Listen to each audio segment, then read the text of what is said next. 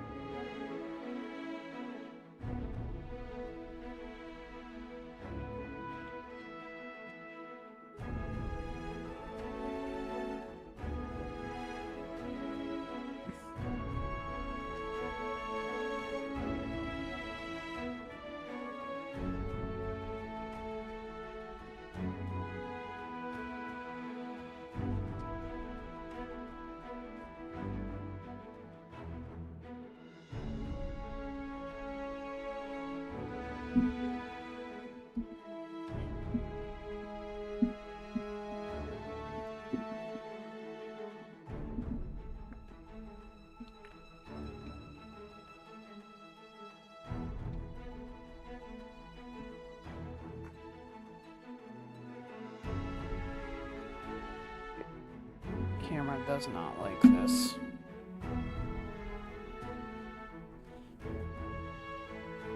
Doesn't really work.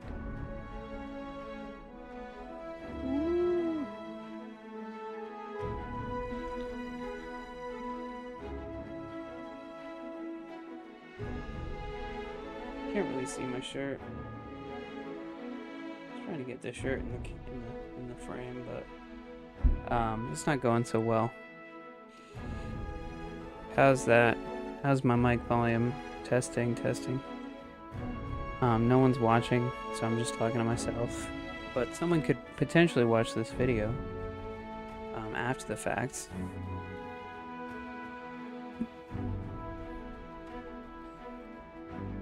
Alright, so I've been playing Dragons Dogma 2. Doesn't say 2 in the title, which seems a little misleading. I guess they want people to just refer to it as Dragons Dogma. I don't know, it's weird. Kind of weird. Because all the marketing for the game said Dragons Dogma 2 in the box. But the more I play it, it does feel sort of like Dragons Dogma 1.5. Like it doesn't really feel like a completely new game. Which is like a lot of people's complaints. Part of me likes that they stayed pretty true to the original formula, but they didn't really innovate too much. Like they could have fixed a lot of things that were janky about the original instead of carrying them over into this one.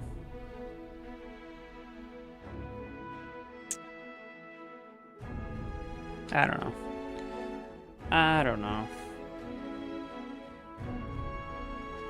I'm not keen on having this mic like right up in my face. But it works better that way.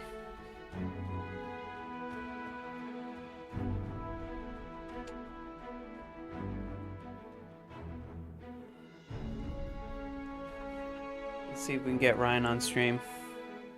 He's always playing Terraria. I think he just leaves it open and goes to sleep. He like passes out with it on.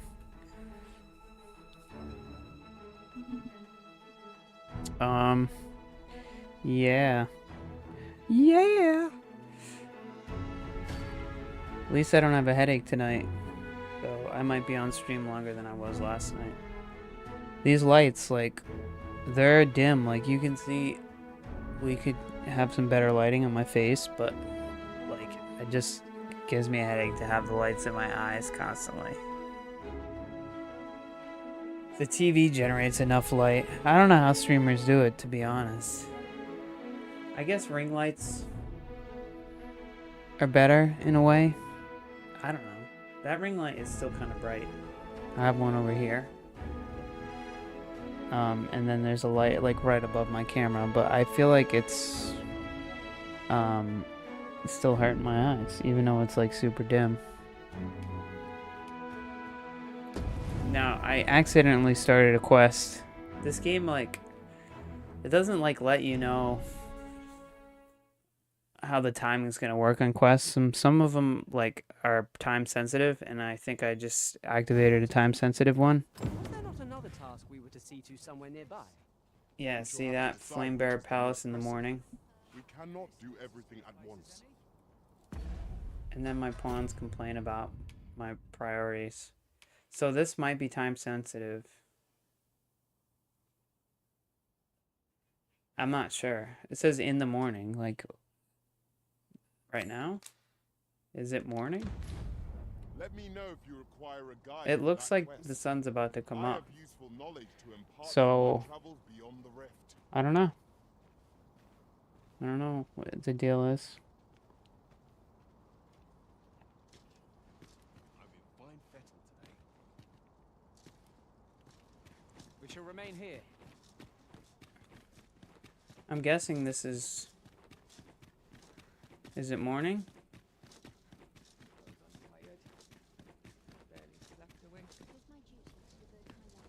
It's not clear to me. Like the quest, that yellow sword emblem thingy on the minimap in the bottom left corner there, that is a quest icon.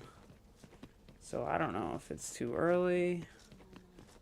I didn't really read what do I do?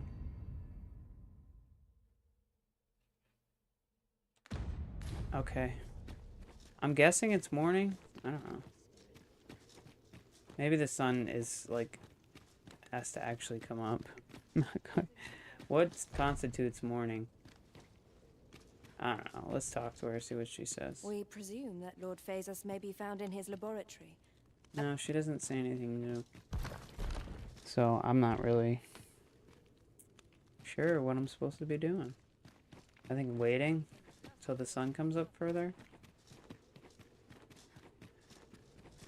There's no clock. I guess it wouldn't make sense to have a clock in this medieval world. Sort of medieval world, but some sort of sundial or something to keep track of time. I feel like Skyrim has time. Yeah. Oh, maybe it just got dark. Maybe it's just nighttime and I thought it was sunrise. It might be dusk. I get lost a lot in this game.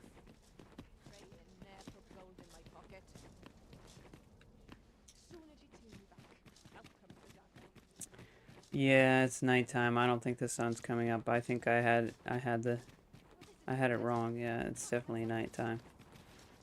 Empress Nadinia's life is in your hands, Sir Arisen. You must ensure Her Majesty is not harmed during her supplications in Flamebearer Palace. I kind of like my pawn is actually making a decent face for once. Oh, I can't screenshot one. I can screenshot, but I can't do like photo mode. This photo mode.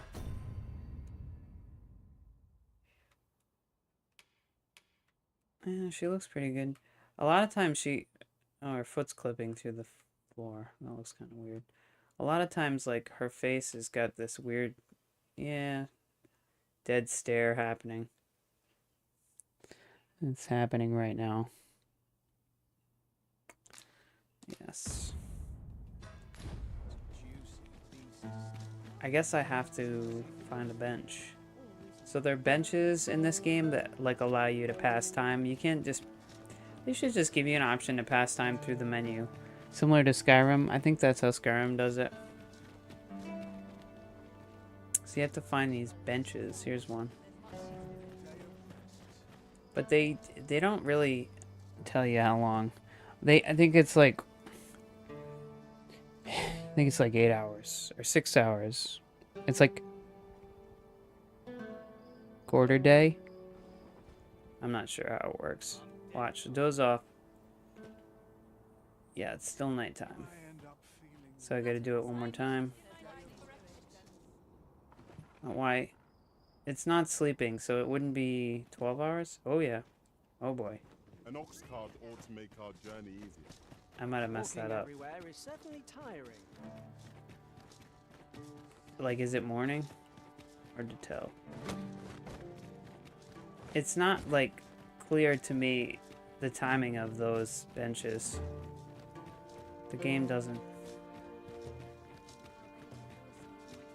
I still see the quest marker. Seems we must part ways for the They're not time allowed being. inside. So, am I late? And who might? No, I guess I'm good. I think I got it. Oh. Hey, Rura. Wait, what's your name? Jetty? I can't read that from here. Jetty Babala?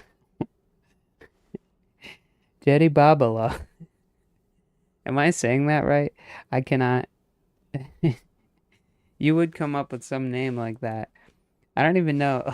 Do you have like a random name?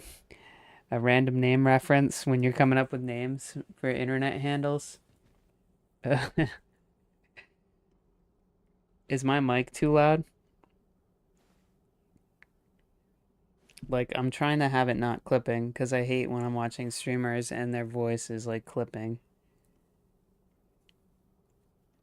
Hey! Are you playing Terraria? I mean, Discord says you are.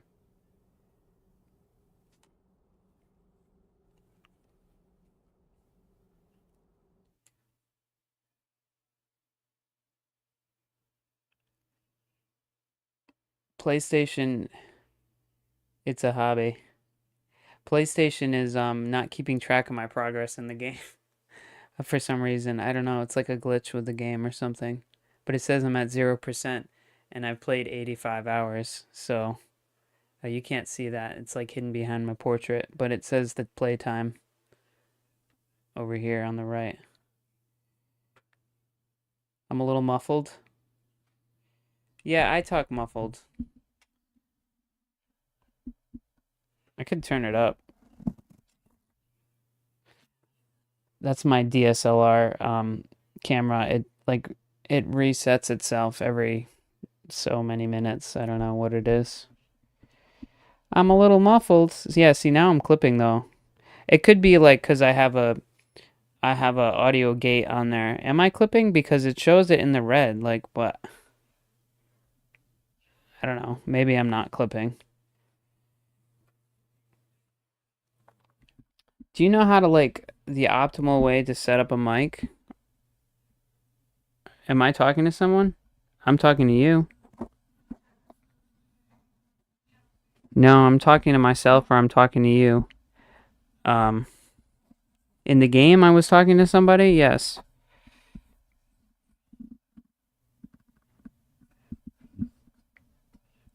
I don't know this, like, should I have the mic up? Like this? Is that better? I don't really know, like, I could take this off. That might actually make it less muffled. It could be like the out volume was fine before.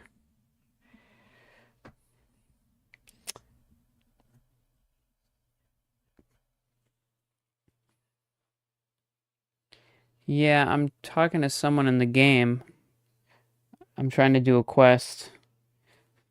I didn't really want to do a quest. I wanted to just goof off and like collect gold from this cave, but or not gold, but collect items from this cave that I can sell for gold. Uh, but like I talked to an NPC by accident or I walked by an NPC by accident and it activated a quest.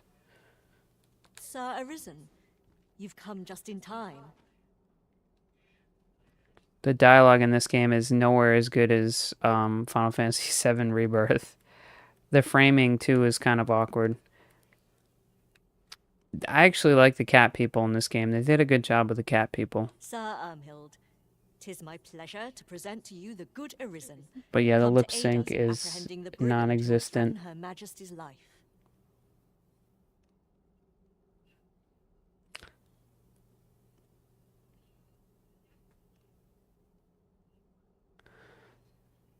I I don't know where Caleb is. He was here not last night, but the night before, chatting. I didn't invite him. He just like clicked on a link in Facebook that I posted.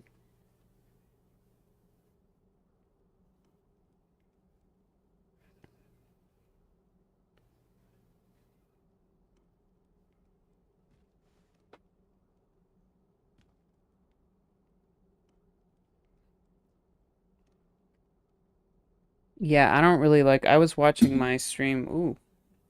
I was watching my stream from like last night and the volume sounded okay to me, but uh I have like kind of a mumbly voice. So, yeah. I also have like a noise gate on. So, it's only like let me see if I talk quiet.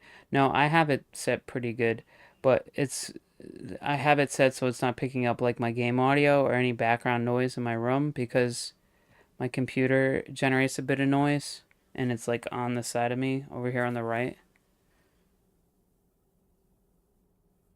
Also, this camera probably could go this way a tiny bit.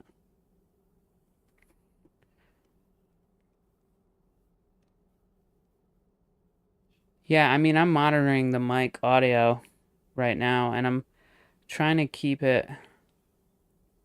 When I'm looking over to the right, that's me actually looking at my computer screen.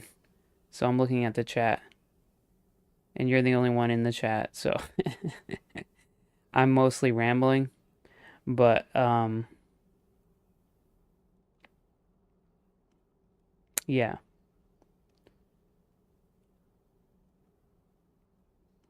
There's like not a lot of music in this game. It's kind of awkward. Well met. Your assistance is most welcome. Without our Empress to guide us, Batal has no future. Her Majesty cannot be allowed to come to harm. I think my mic is still picking up the game audio. Because I saw it like monitoring it. There might actually be some TV noise from my aunt. Like that might be coming through the mic.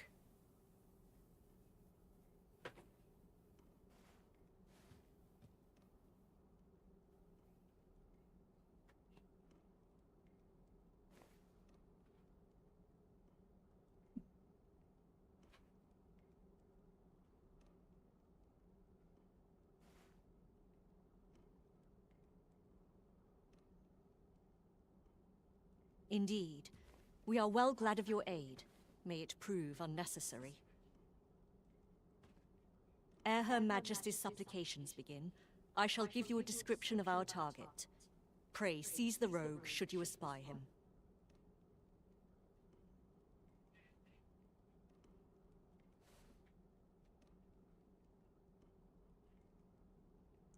Seize the rogue. We would, however, prefer that this affair be kept quiet. Be not reckless in your decision. The lest spoony you bard. apprehend the innocent.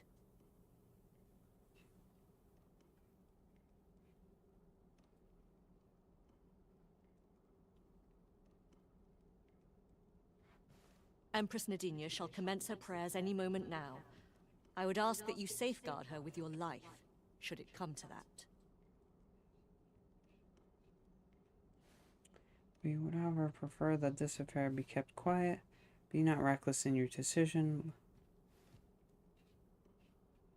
I can't. Sometimes the sort of like Old English that they use in this game, it makes it hard for me to understand what the heck they're saying.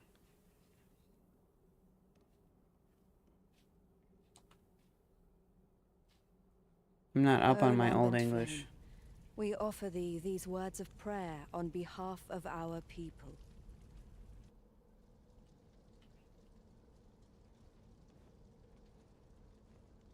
Huh. I feel like I'm gonna mess this up.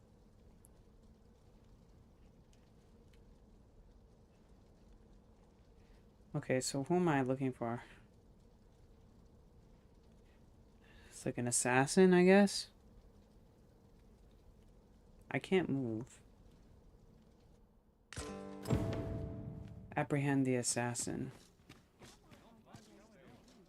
Okay, which one? Is it this guy? You'll have to excuse me. I have a job to attend to. Doesn't it look like he's an assassin? I trust all's well, sir. I will see to it that the law is upheld. I've a pressing duty to which I must... We ask that Batal may and we ask that a day may come. I've a pressing duty to which I must attend. What do you want with me, eh? Sir Arisen, Her Majesty's supplications are nearing their end. Have you located the rogue? Are you kidding? What brings you here? What do you mean, have I located the rogue? Aye, I'm well enough, thank you. I don't know. Seize the rogue the moment you espy him. I shall pray for your success. I don't know who the rogue is. How am I supposed... I'm guessing it's this guy. Fishing's not for the faint of heart, you know. Fishing's not for the faint of heart, you know. Or this guy. I've a pressing duty to which I... Seize the rogue the moment you espy him. I shall pray for your success. How am I supposed to know who the rogue is? What do you want with me, eh? May thine hallowed fire burn through us, and cleanse our souls of all that is base and wicked. Is he gonna be not on the We stairs? swear fealty unto thee, originator of warmth, prosperity, and shelter. I've a pressing duty to which I must attend. Her Majesty's supplications are drawing to a close, sir. Could it be that the rogue has not come? I don't What know. you need of me? Should I be talking to more people? This guy, maybe? What brings you here? Huh. Fishing's not for the faint of heart, you know. I mean, this guy's... He's not wearing armor, so... Unless it's... You'll have to excuse me. O You too lambent broke? flame, we beseech thee to heed our This humble game is terrible at explaining itself. The current empress may be young, but she's possessed of a devout Yeah. heart. I don't know. The There's- Empress's supplications have concluded without incident. I shall return to Her Majesty's side. Uh-oh, I just May saw this some peace people running only up there. continue. Uh-oh. No! Your Majesty! I How failed. could this have happened? Oh, come on, game. Ah, this game.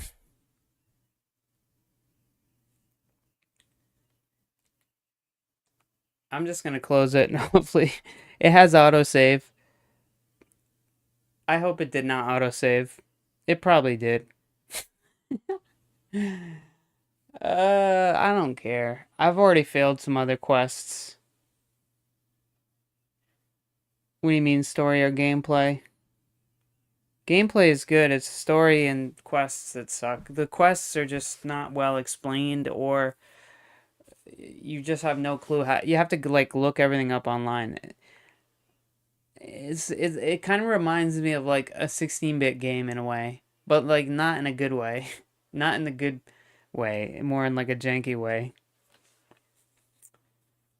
Like, I just force closed the game. It autosaves, so it's, like, annoying. Like, I probably failed the quest. I didn't want to just... the game wasn't, like, explaining to me what I was supposed to do. Like, I guess I was supposed to grab one of the guys that I thought was the rogue. I don't know. She said, don't make a scene, so I'm like, what am I supposed to do? Yeah, bad at explaining, without a doubt.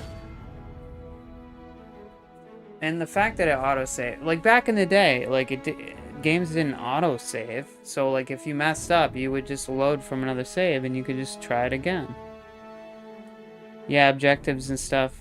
It's pretty easy to fail quests. Like without even knowing that you failed a quest or not even knowing why you failed a quest. Like this one, like I could tell obviously because she was dead, the person I was supposed to protect. But it didn't tell me how I was supposed to protect her. It just put me on the stairs with a bunch of random people, and that was it. So I guess, like, I was just talking to the two dudes that looked like maybe were rogues. I don't know. But one of them was wearing armor, and they weren't saying anything suspicious. So, I don't know. I could load from the last inn rest. That's further back, probably, but I don't really know. We'll see. I might have failed it either way.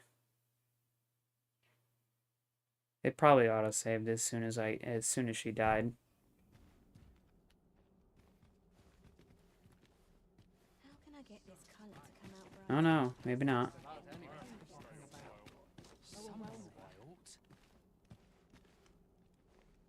Am I supposed to be reading, like, the text above their heads?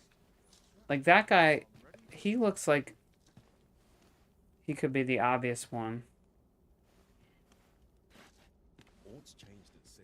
I feel it in my bones. It's like time is counting down right now. Spared the horrors of the fell dragon. We ask that Batal may e'er prosper. And Now we it's not ask even that letting me a talk day to may people. come when Beastren, human, pawn, and every Oddly. other noble Am I race supposed to that talk to walks her? our world.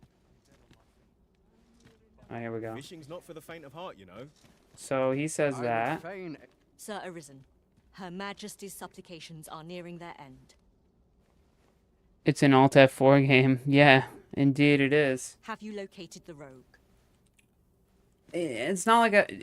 Okay, yes, I did. Seize the rogue the moment you espy him. What do you mean? Hear this. Last week, I passed and what did I find but the most gorgeous shard? Then, as I boasted of my finds at the tavern, a man I threw out a price. Figured seems the shards are treasures that washed up from the sea. Okay. Fancy a spot of color to brighten your abode? What? I welcome rumors of any sort, my friend. May thine hallowed fire burn through us and cleanse our soul. We swear fealty I'm not... unto thee. It's not letting me talk to everybody, so it's You're kind of... not worth my time. You best watch yourself.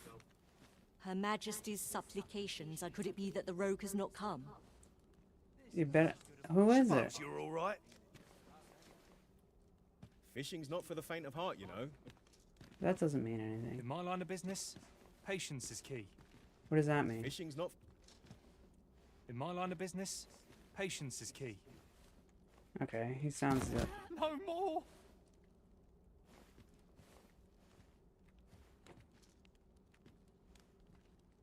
I don't know if that's the right one. So that's our brigand, eh?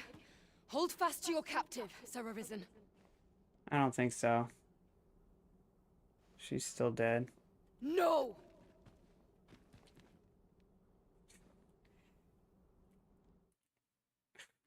This game... I'm gonna have to look this up. This is kind of annoying, actually.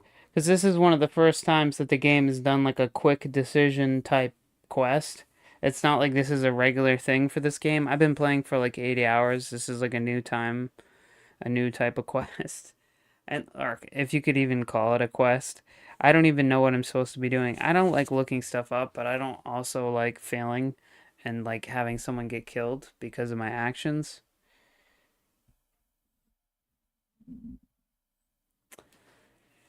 Yeah, chapter select would be nice or something. But it's an open world game, so they couldn't really do like a chapter select. I don't know how they would do it. They have that option at the menu to load from your last stay added in. So if I did completely fail and like and closing the game didn't mess up the autosave, I could load from an inn rest. But it's been a while, I think, since I rested at an inn. Because the inns are expensive, so I don't do it too often.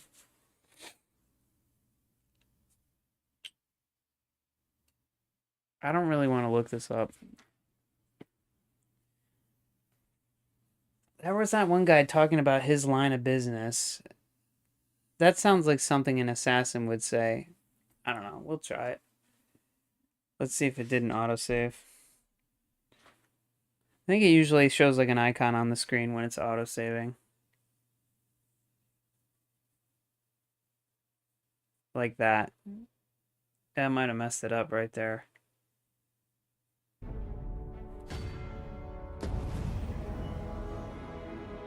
apprehend who matches a scoundrel's description. Whoa, whoa, whoa. The man is said to wear his hair tied back and should... I didn't see that before. Hold on. Am I stupid? Not paying attention? The man is said to wear his hair tied back and should sport a wounded right arm. Oh, I missed that detail. Yeah, let's do voice. I think I can do voice while I'm streaming. I'm not even sure. Let me see what Discord says I'm in like streamer mode. I think like I have to disable streamer mode to do a call. Let me try it. Here, why don't you call me? Do you want your audio to... I'd have to wear headphones unless you want your audio... Yeah, I gotta wear headphones either way. There's gonna be some headphone action.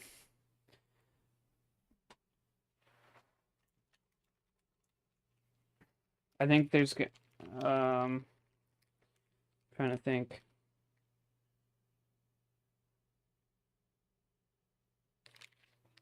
I guess I could just do it like... Yeah, I'm just gonna... My headphones are broken. Hold on. I need like a single headphone, like a DJ. Like this. Like DJing.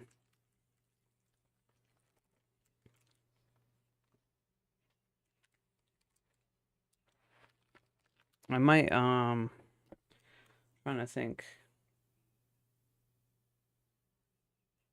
I don't know, we could just try doing, let's just try doing, I'm fine with my audio in the vid.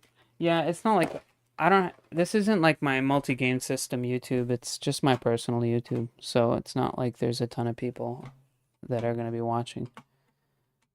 We can try it. I'm just going to try it. I don't know what's going to happen. Why don't you call me and we'll see what happens. I have no idea if it's going to work or not. Like, because I actually have my audio muted. Hold on. Let me, hold on. I don't want feedback happening. Desktop audio. I need to mute the output of OBS.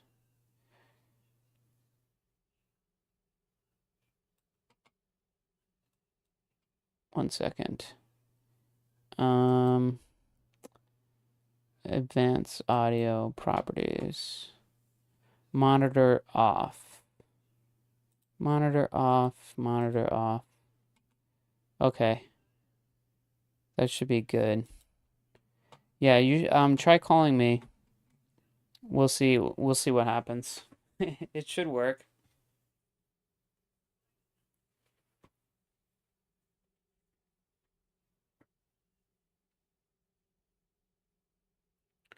Ruby, do you got your headset set up? Oh, there you are. Hello? I don't know if I'm going to be able to hear you. Hello? Sorry. Hello? Hello? Can you hear me now? Can you hear me now? You're not talking. Or are you talking? Huh. I cannot hear you. I think you might be kind of quiet. Hold on, let me check. Windows audio might be... Hold on. Yeah, no, it's set up. I should be able to hear you. It's pretty loud, actually. Hello? Maybe your mic is... Yeah, like the green ring around your portrait is like... sort of subtle. Like it shows me that you're talking, but it's like not very bright.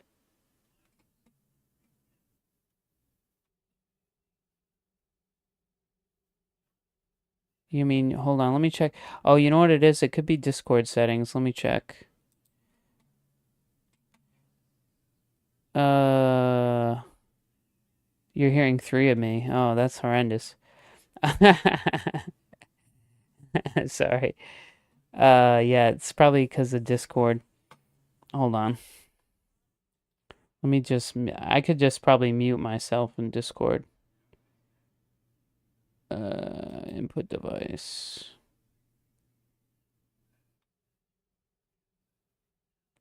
Can I just mute myself? Yeah, ready?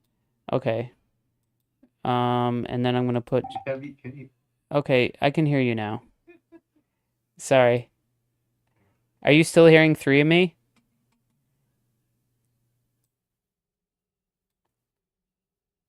Ryan.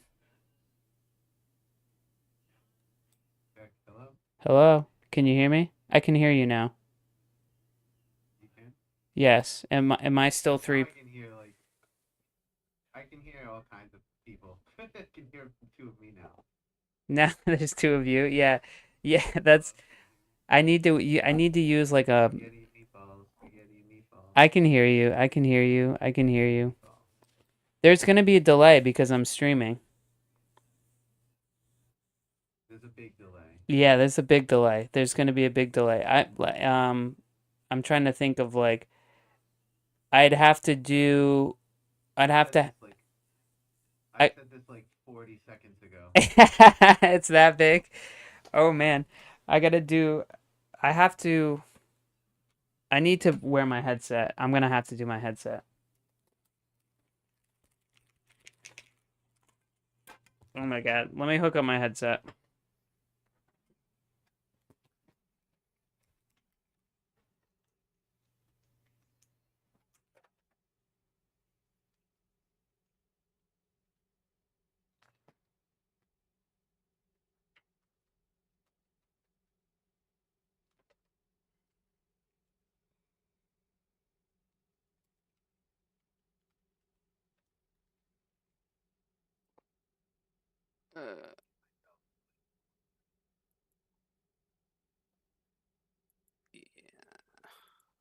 Hello? Hello, hello, hello, hello, hello, hello.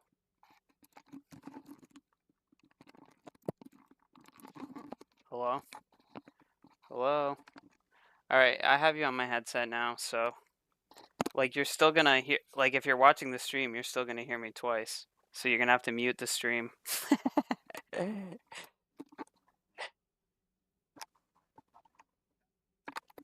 Yeah, right. Like so yeah. Yeah, cuz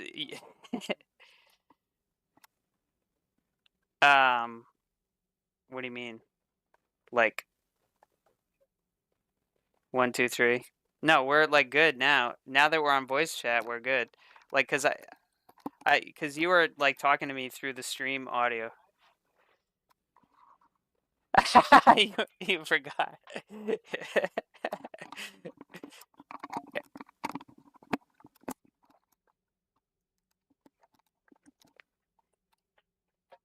Yeah, that makes sense. Right. Um, yeah, your audio is not like I can route your audio into the stream if it makes more sense, but I don't know if Caleb is gonna come hang out or not. I don't know if you care. To have all right, all right. Let me add a like my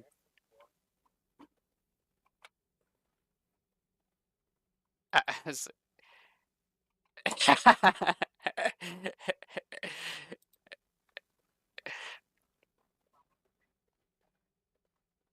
Okay, I figured that much. You're gonna do some fact checking.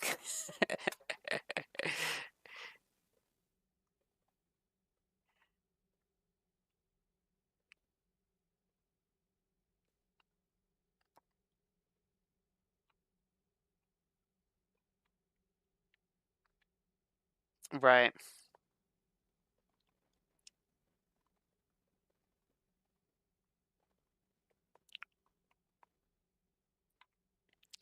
Y-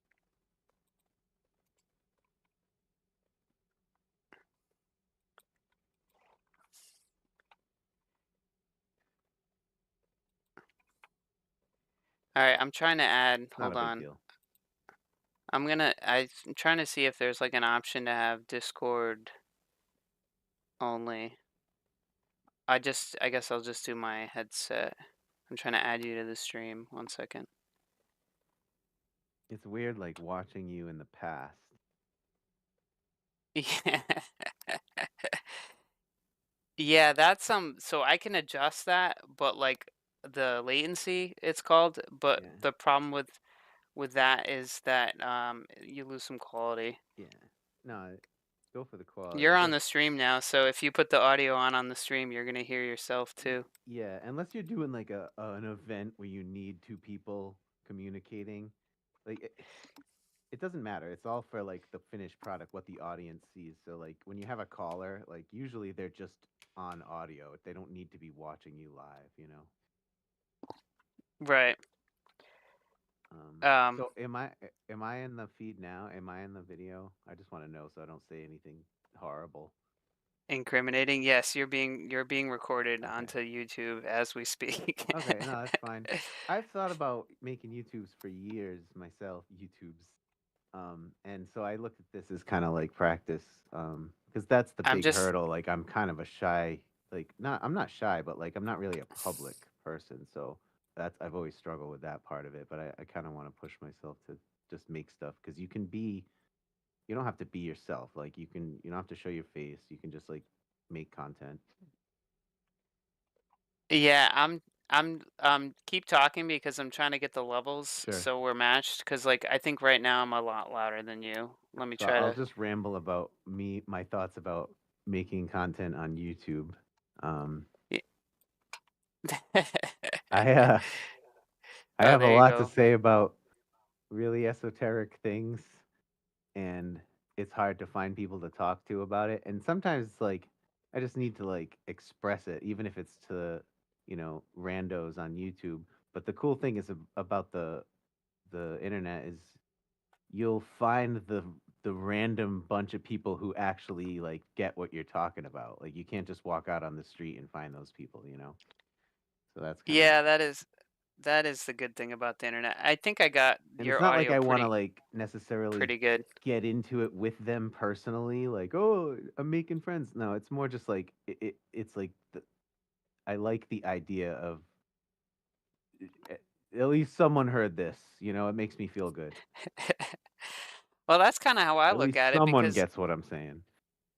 I have my YouTube channel. It's like personal to me, so I don't really like push people to it. This Yeah. personal YouTube, so it's more like for me to look back on. Yeah. Like 10 years from now, I can watch this stream and be like, "Oh, that time I I Yeah. played video games and Rura talked in the background while playing Terraria." Yeah. And it's like good practice for like um not just like public speaking, but like professional like like like speaking with a purpose, you know, rather because it's like, oh, I'm playing this game and I'm talking about this game. Like, that takes not everyone can just have, I'm sure you've seen plenty of amateur YouTubers try to tackle a game and like the way they're talking is just boring because it's like that. It helps your charisma, I think. Just sit there talking to yourself and but sort of in a way like when I first saw you when I first came into the stream, I wasn't sure if you had someone on the line because it No. sounded like you were talking to someone about the game. But that's good. That's what you should do if you're like a Uh, nobody YouTuber starting out and you have no one watching. Because as soon as someone goes back and finds that video, they're gonna yeah. be entertained because it sounds like you're doing the thing, even if no Yeah, one's there. I'm sort of trying I try to talk even when no one's in the stream just Yeah. so it's like And it's I've not seen good totally YouTubers who are starting out who do that, and, like, I actually ended up like, I'm one of their 5 followers now, right? Because, like, their first videos, like, I went back because 'cause they were covering a game I like, and, I went back to the beginning of their videos, and they had no like, they had views, but they had, like, no likes and no comments and stuff, and no one in the chat, but Oh shit, the game is progressing as I'm on the pause screen. One the whole second. time from start to finish, the person, like, kept up the speech as if, like, in case someone like me would go back and watch their playthrough, it's entertaining, you know? So I watched all the way up until I caught up with the live, and then I like joined the chat, you know, and then I kind of like fell off, and now I just like caught up on the videos. But it's good to do that. Yeah. Yeah, I got decent at talking on camera, or at least on my phone, like while making videos for my business. Yeah. Like I don't like like practice. I just do it a lot. So I think Well, that is it's practice. yeah, I guess Like it's not really like public speaking practice. It's talking not on very like camera. Yeah. Well, I just doing something a lot counts as practice in my head. And it's actually, I think it's better than the idea of practice. Like practice is like something you gotta do. Oh, I gotta practice. I gotta consciously go oh practice. But right. if you live something, that's better than practice. It's like the next level of practice. It's like, I you don't know, know if it's like people who practice art or practice medicine, right? Like, does Caleb does he have does he have Discord? yeah, I think I so. don't even know. I don't even. He was Oh, do he you was know in it? the chat group I made, but I think I like destroyed all the groups I made on Discord. I don't even remember why. I was just like, I don't need them. Like, there's too many I places to chat. Like, if I want to chat with someone, I can just contact them. I deleted all the groups. I people are always adding me on Discord groups, and I'm always deleting myself Or out of them. I think I made a new account because I lost the password to my last one, so I'm not friends with Caleb on Discord anymore. That's what I think happened. I'm gonna hit him up on Facebook. I went through the phase of hating Discord at first, and then really liking it and trying to get all my friends on it because it was the next thing to do. And then I like thought I hated it again, and now I realize that it's still like the main way that people talk online, so I'm like, all right, I should get back into it. I'm just gonna give him a link. I think that's the best way to do it. It's To the like best my way to talk to everyone online, like because it's like very anonymous, and you can hop in a group chat, or you can bring anyone in at any time. Like streamers use it all the time, right? yeah, I'm trying to find. Uh, So now I'm is in there a here way? making your video boring for people who wanted to watch gameplay and listen to you talk about the game, and I'm here like talking about all this technical crap. I think you and Caleb are literally the only people who watched any of these streams, so I'm Oh, not that worried so about I it. wanted to say, like, I knew you had a YouTube, but I kind of forgot. And I think when I first looked at it, I was like, oh, it's not really what I'm like. I don't need to watch Rob play this game. It's not really, I had other things I wanted to do in life. But now that I've been more into having streams going in the background, because it's, life is fucking lonely. And it's nice to have like people talking about stuff you like in the Oh background. yeah, 100%. And I'm so when I honestly the listened to, I did the same same thing way. with you. I wanted to say I actually like really enjoy. I listened to the whole Whoa. thing of you talking to Caleb. And I read his chat, but mostly like I read through the chat quickly at first because you can scroll through it just to see what he said, and then I listened to you like kind of respond to those things as I was playing Terraria, and it was nice. I actually enjoyed. It was very pleasant. You wasn't, your voice was good and nothing pissed me off.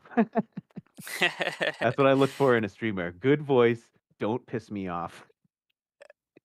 Yeah, I have like a very love-hate relationship with some streamers, and I Yeah. still Oh watch yeah. their content, Yep. but I still like get pissed off at them. Yeah, I know that. Where they're almost perfect, and then there's like Yeah, one grating flaw that you just want yeah, them to fix because you like them, and it pisses you yeah. off.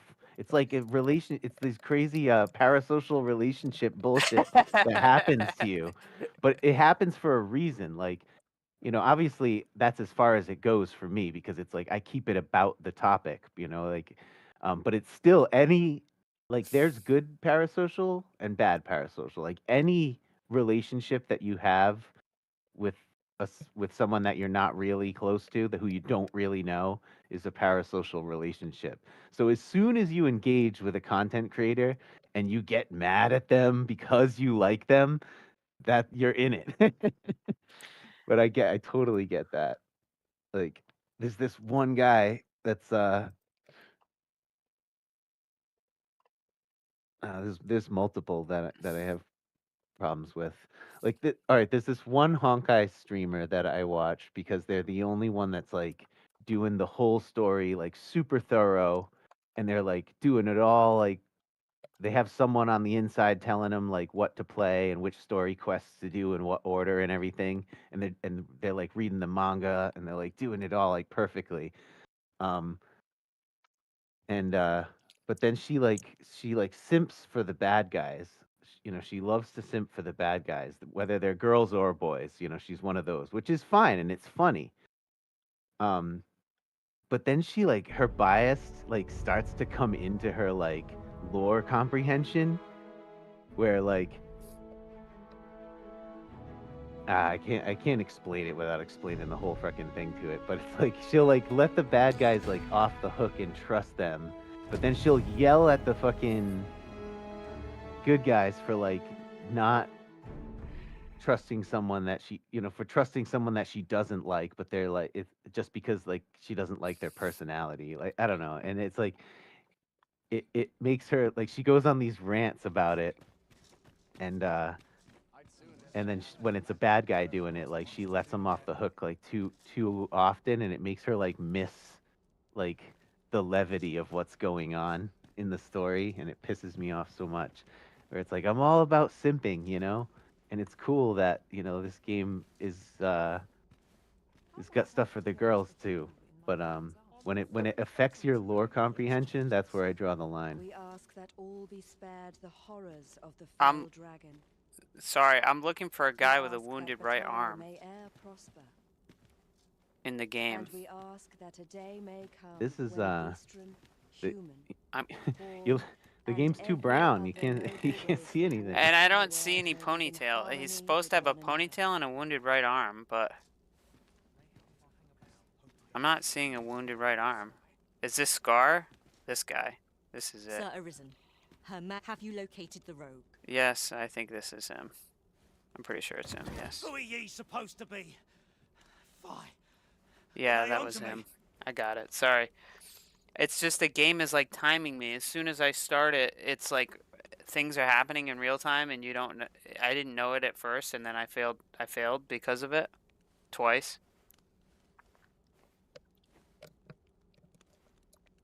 Yeah, with streamers it's like, are you still in the chat? I can't tell. I can't hear you. Yeah, I was just listening to you. Oh no, what happened? Hello? Oh, sod it. Apprehend Oh him yeah, at sorry. once. I'm like That trying to man figure there is out the assassin. the game is like not clear as to what's happening half the time. But yeah, anyway, I was trying to say that like the streamers when you start like disagreeing, you think you agree with them and then they disagree with you and you the thing with a lot of streamers, I think the problem is that they're like trying to put on like a persona in a way, and it's not necessarily like their opinion. You know what I mean? Like it's It like depends, yeah. they're kind of actors in a way. So like Yeah, sometimes but to varying degrees, and you kind of Right. choose what you're getting into. I understand that side of it, but when it comes to certain details, there's like when someone's getting into like the nitty gritty of a game story and they have no stake in whether they like it or not. Nicely Like, done, Sir Arisen. like I want Let us usually inform Sir what happens Arnhild. is like take Final Fantasy VII OG for example. Like I want to watch someone like that game, right? I don't want to watch someone hate on it. I want to watch someone like the OG Final Fantasy. Right. So when they play it, they're going into it, and like I kind of check them out, and if they're digging it and it's going good, then it's like they're not putting on an act. They've decided that they like the game and they keep playing. Like there's no stake. Well, maybe FF7 is not the best example because it's trending right now. But it's like if someone's playing some game out of nowhere and they don't really have a ton of views, like I don't really think there's too much to worry about with the persona thing. But like, watch a Genshin Impact streamer and like, yeah, then there's that they could be sponsored under and you don't even know about it. on some contract with Hoyoverse to be like, oh, you can say whatever you want and you can have opinions, but don't bash the game too much.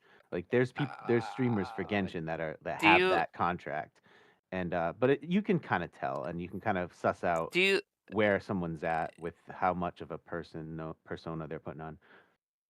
do you know about Maximilian Yeah, Dude? yeah, So I can't watch a lot of his stuff because I feel like he's like a shill for a little Square bit, a Enix. little bit. Yeah, so like, and that's the problem with a Or lot of he's just really. coping really hard because he loves it.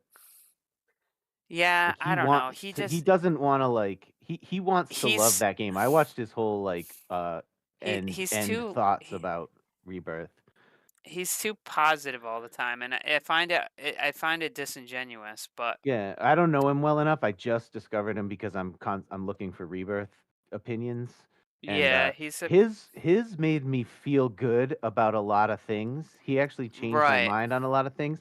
But I know what you're saying, but I don't know him enough to know if if he's a shill or if he's just coping fanboy because No, no, he no. doesn't want to hate the thing he loves. They they like they like have hired him to be on like Square Enix Yeah, like press events and things. Like sure. he's a bit of a shill. So that's why it's hard for me to like take his content serious. I thought You his know? take was pretty fair. Um, like the thing that sounds shill a little bit is him being like, "All right, before I say anything, it's a 10 out of 10."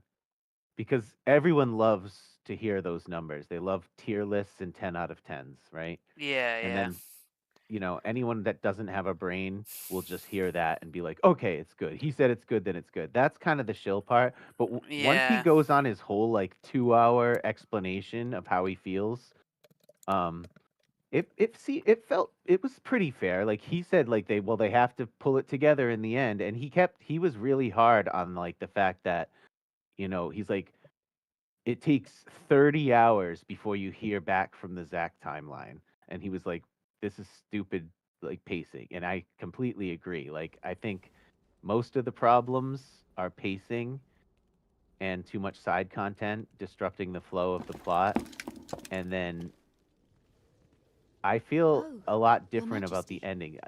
Like Full I actually glad am don't I to see mind you the ending unharmed. story-wise, but some of the like the Aerith parts. I don't mind the Aerith parts now, but I still don't like the crazy like Sephiroth battle with across time with Zack. I don't like that at all because it spoils Cloud knowing about Zack.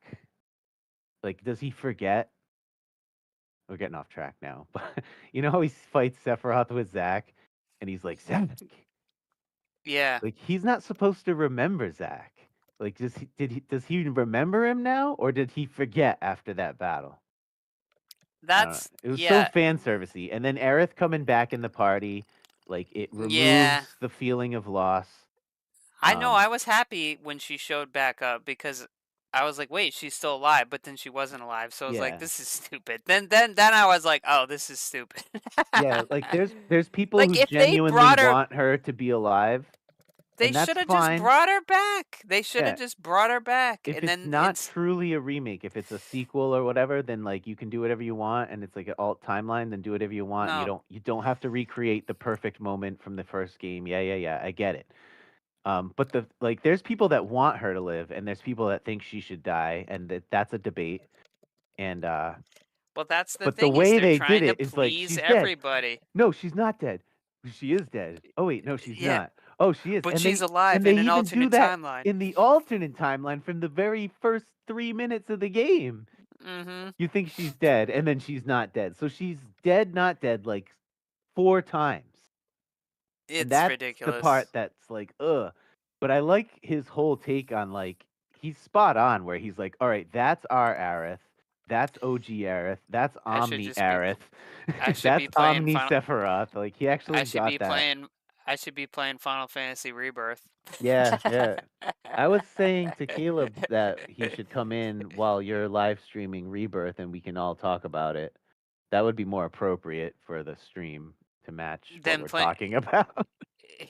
I have nothing to say about Dragon's Dogma. It looks cool, like it looks good technically, but like There is nothing to style talk wise, about. The it's just story like sucks. it's another brown medieval game. Like that's what it looks like to me. Like it's not blowing me away, style wise. Yeah, I like the unique games. That's why I like FF7. It's so unique. This game gets pretty colorful. It doesn't. It's not all. It's not all Skyrim. Like Skyrim's pretty drab. It's not that drab. It's got a lot more color. It's still Japanese. Where's her cat ears? They're like Beastrin. I don't know. I want the ears, not the snout. Well, they have like kind of elf-looking ears. Like I don't know if you can see her ears. It won't let me zoom. Let me get past this part. They didn't want to animate a new appendage. They just use human body model. Yeah, see, she has like kind of elf cat ears. I don't know how to describe it. It won't let me zoom in here, but we owe this outcome to you. I'm not really paying attention to half the dialogue in this game. It's pretty boring. Oh, Your Majesty. Yes, of course. Full glad am I. Batal Full is glad. Sir Arisen. Full glad. I can't. I got a full screen. The same is true of you, Sir It's too small. Your efforts were most The brigand has been captured. considering The your chaos. Is this a male or female? These are all females I'm talking to right now. We owe this outcome to you, Sir Arisen.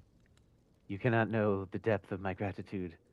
Now that a measure of who's peace has returned Ermhild? to us, however, She's one you of ought the to devote yourself queen's to like Oh, assistants. why is it putting her name between the text lines? That's Okay, so confusing. the top, yeah, it's and weird. That the top line is her previous Right. It's dialogue. that's weird. It's going up. It's a stupid mechanic. I Like don't know why if they they did. just moved it over a little bit and put it off to the side so it didn't interrupt the text box, like that's Or weird. or grade it out. No, just like the line. It shouldn't be inside of the text column. It should be its own side. This is thing. this is the kind of Rura.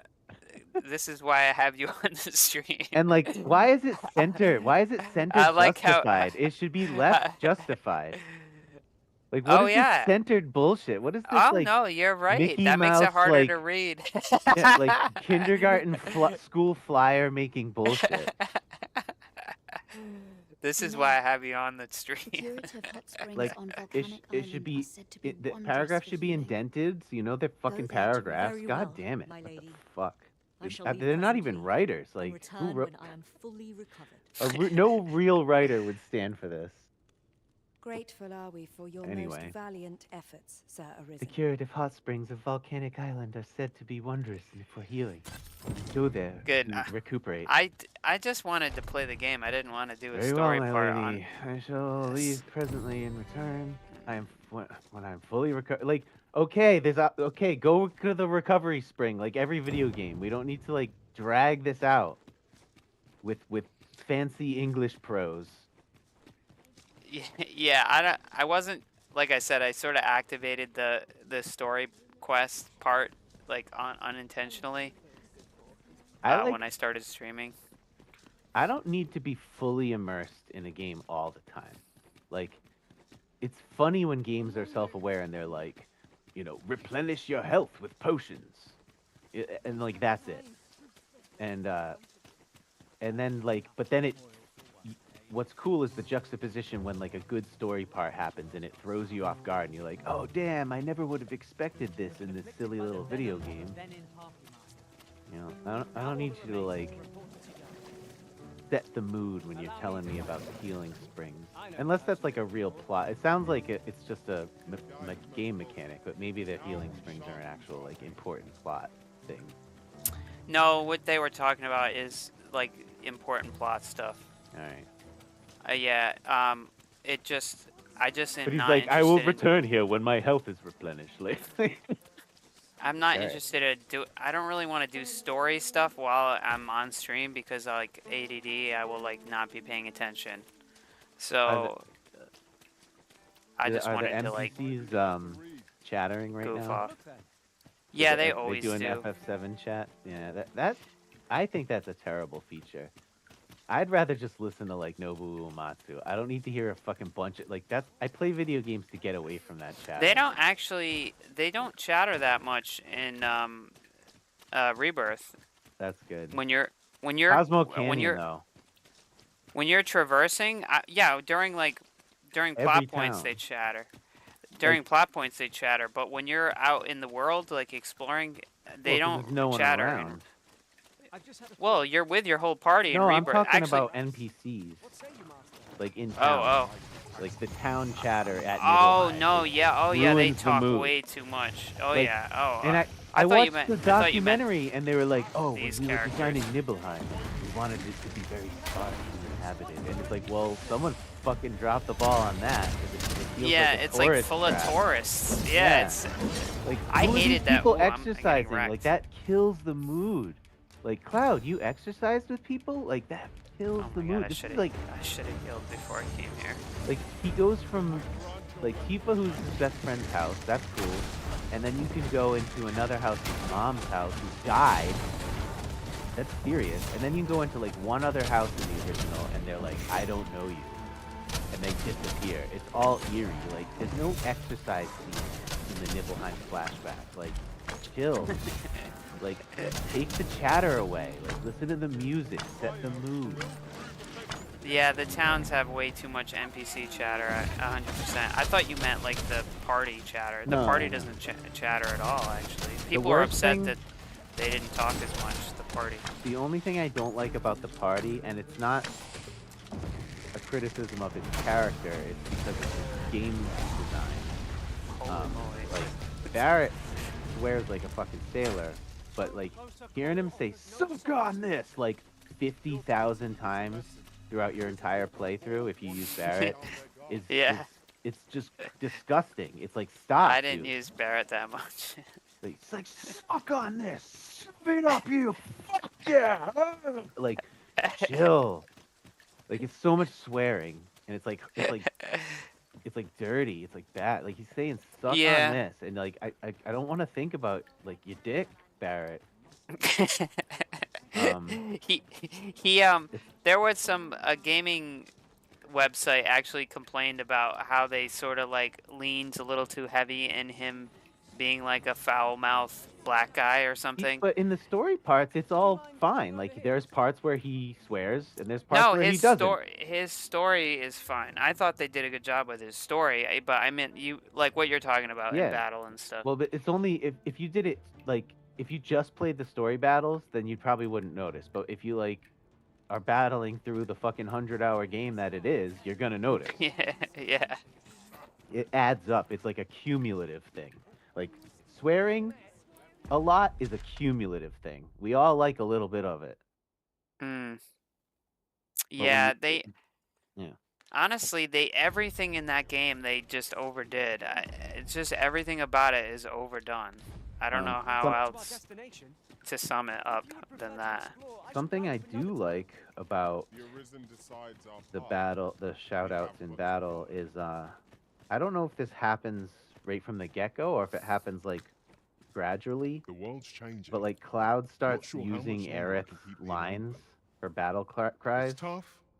but Forget which one it complaining is. won't do any It's not good. You'll See, the other one. I don't remember that. Yeah, like I think it's a nice little nod to like building relationships and stuff.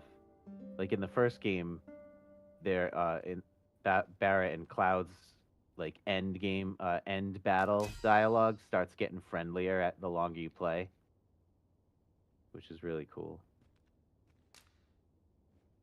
Like at first they're taking like pot shots at each other, and then by the end of the reactor, they're like, "Oh, pretty good. Not bad I yourself." return safe and sound. Yeah, I had I don't know if that's all dynamic or not. It might be. Yeah, it is in the first game, but I wasn't sure. I noticed Cloud was saying one of Aerith's lines when I was watching someone play, and I didn't know when it that might have. started. They did lean pretty heavy into that, building like relationships with each character in Rebirth. But I definitely put a lot of effort into Aerith because that's who I ended up going on the date with. Yeah. And that's how how the game decides who you date with. I was watching, so I've watched a couple playthroughs because I want to see someone who's played the OG play it, and then I also want to see what a new player experience is like, because I kind of doubt that it's like good for new players. So I'm watching this one girl play it, and like she's having a blast, and she thinks it's like the best video game ever, which is cool. But like she's missing so much of the plot that she should already be thinking about. But it's like because the game expects you to know stuff. It's weird. But she's going along with it anyways. I forgot what I was gonna say. What were we just talking I about? feel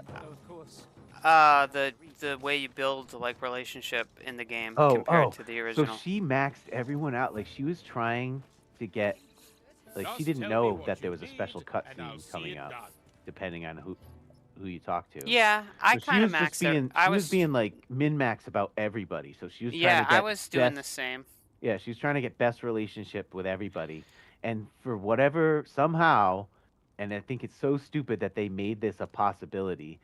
She didn't get a date at all. Really? I didn't. Evened everyone out so much that she was alone at the Gold Saucer, and there's a alone version, and it sucks. I didn't even know that. Yeah, I thought if you dude. you failed, you would just get. I saw one where if you failed, you got like the two other guys or something. You got like Kate Sith and that's like what it should default else. to. Yeah, it should just default to the other guys. But like it was so shitty because like that's such an important scene. And it should default to Aerith, honestly. I haven't looked into like all the possible. And like I don't look all that the shit little up, side so I don't know. interactions leading up to like the Ferris wheel, like all the little side actions. She didn't get any of that. She was just like, well, I guess I'll like go chocobo racing by myself. And it was like so sad to watch, and she didn't know. And she had to like shut her chat up because everyone was like, account ruined, like restart. And like she got mad, and she's like felt bad, and so she like pushed against it. She was like, I'm just gonna play the way I played. This is like my playthrough. And I was like, but she doesn't know. She doesn't know. And I was like, man, why did they do that? That sucks. Yeah, why would they give you like the shit? And it actually was her birthday too. She's like, "Oh, I guess I'm alone on my birthday." That's I don't. It's weird. I didn't realize that was an outcome. Like one of the outcomes. Dumb. They should go by default to the boys' night or Aerith. Because you. I just. In the original, it's like Barrett. It's either Barrett, Tifa, or Aerith, or is Yuffie? Oh, you can get Yuffie. It's all the 4 humans, yeah. And with those 4, if you get any of those 4 in remake or rebirth, and red, if you get, if you get any of the individual dates, not the group one, they all give pretty good important lore and relationship building. Like they all kind of talk about the same thing, sort of. Red the least, but it just gives you that, like, that scene. It doesn't matter what they say, it sets up like more of like that there is something between Cloud and whichever girl you kind of want to hit, or both, right? Even if you get Barrett, they like talk about girls. I don't like the. I kind of what that streamer did. I would have expected the game would have given you. What if you got a ride in the thing with everybody? Yeah, that should have been an option. It should have like been like it should have started off lonely and sad, and then everyone finds you. What and you have like a moment together. What if there was like a whole nother alternate thing where you don't even ride in the thing, and it's just like a group of everyone's just having a good time, Just like get a bowling nice or something. scene where everyone meets up. They're tired, but there's like a nice like story scene. You know, where it's like you feel the camaraderie of everyone equally, because that's what she did, right? She maxed everyone out equally, and that's what they should, give you like a less like intimate scene and something more about the group. and like, you know, you don't have the side date. You just kind of go around, play the games, and then when you come back to the hotel, everyone's there, and you have a nice scene. I wonder if it's like, Yeah, she went from like being alone on a date to finding a bunch of dead people that Dine shot. Like that's how it ended. oh. Yeah, I don't... The Dine thing, they fucked that up so bad. Yeah. How did he get superpowers? Cave. Yeah, That's I don't know, so because it made for a ruins cool the boss mood. fight. He shouldn't be I that hated tough. that boss fight was annoying. It's not but a fight. It's like it's symbolic of madness. Like it's you know, it's even in the original, you don't feel like it's a real fight. You know you're gonna win. they made him into this weird sort of psychotic, like, mutant guy. I don't know, it didn't really... Sad story fights like that with like where it's two friends fighting, I feel like shouldn't be hard. They should just kind of be like over and done. Like again, in the original, he's wicked easy. Like it's like he's not in fighting shape. He's just acting up, you know? And like you just it feels bad that you're hurting him, right? In this it's like, "Uh-oh, better dodge." Like he's got a fucking crazy mech arm that like materializes out of nowhere. Like what's the explanation for that? It wasn't an enjoyable fight. There is no explanation. It just The makes cool for a thing cool about scene. FF7 is the magic and the monsters are handled very simply. It's like, Genova makes monsters, magic comes from the live stream, end of story. Like, that's all you need to know. But it's like, what is Dine doing? Yeah, I don't know. He felt like a Metal Gear Solid boss to me, like the one you have at home. Like, and if it was a goofy scene, like with Palmer riding a big mech, that's fine because it's funny. But like, this is a serious moment, and all of a sudden he gets like crazy, like comic book powers. Stop it. That was annoying. Like the way the game throws a bunch of bosses in a row like that is kind of annoying. Like it happens a lot. And then right after the Palmer thing, you have to do this silly, like sort of like shooting mini game riding in the buggy, and that was really tiring too. Yeah, it's I was like, the game gives you no break. Like Dine dies and falls on top of Barrett. I don't know if he cries right then. Yeah, and then he cries. They messed up. And they then messed you him up. fight, and then you have a goofy ass boss fight with Palmer, which is so like tonal whiplash, crazy. And like, it's like they took the snowboarding after Aerith dies in the original, and like was like, oh, that's the spirit of Final Fantasy, tonal whiplash. Like, and that's like, it's like, no, that's the one scene that you. Those are the kinds of scenes that needed a little fixing in the original. And they went full ham with it, where it's like, he's not even finished like with the scene of him mourning over Dine, and you fight Palmer, and then after you beat Palmer, you go back to the scene of like and you get the resolution with Dine. It's so weird how it's like injected into the middle of it. Yeah, the pacing is retarded or ridiculous like that. And like, I think they did it better in the original, when it comes to like how they changed how he died and stuff. But I don't even care about that more than I care about the tonal whiplash, as much as I care about the tonal whiplash.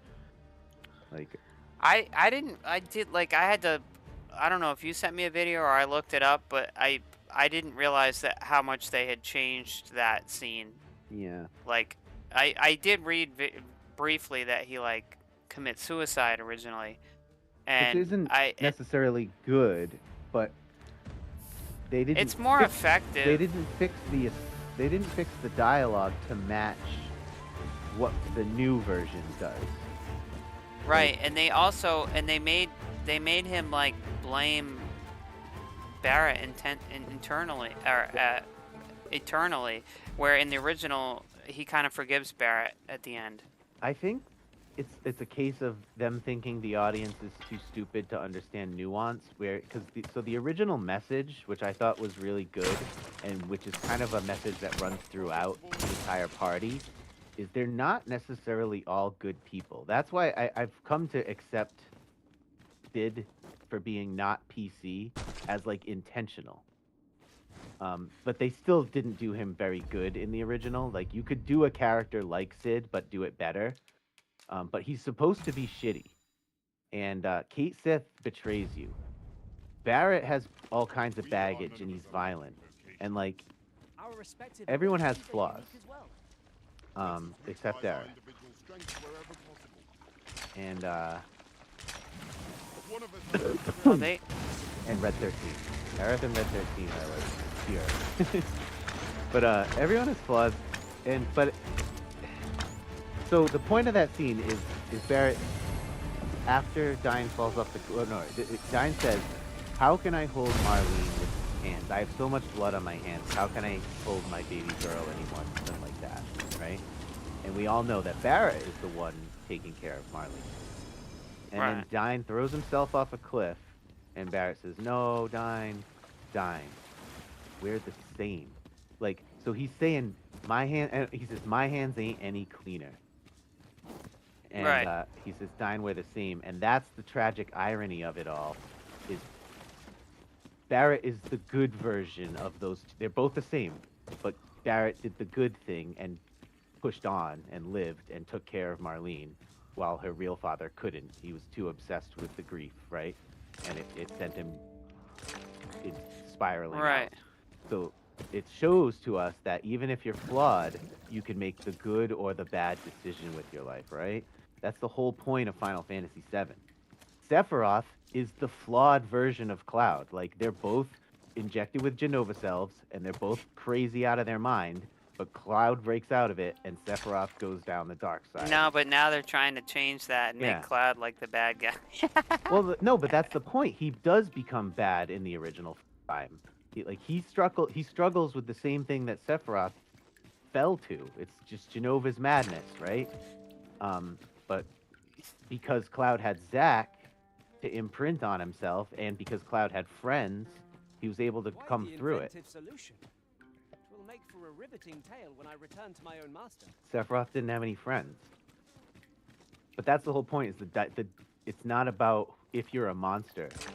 Sephiroth says, "Am I the same as these monsters?" And like the point is like the game's trying to say human beings are all fucking monsters.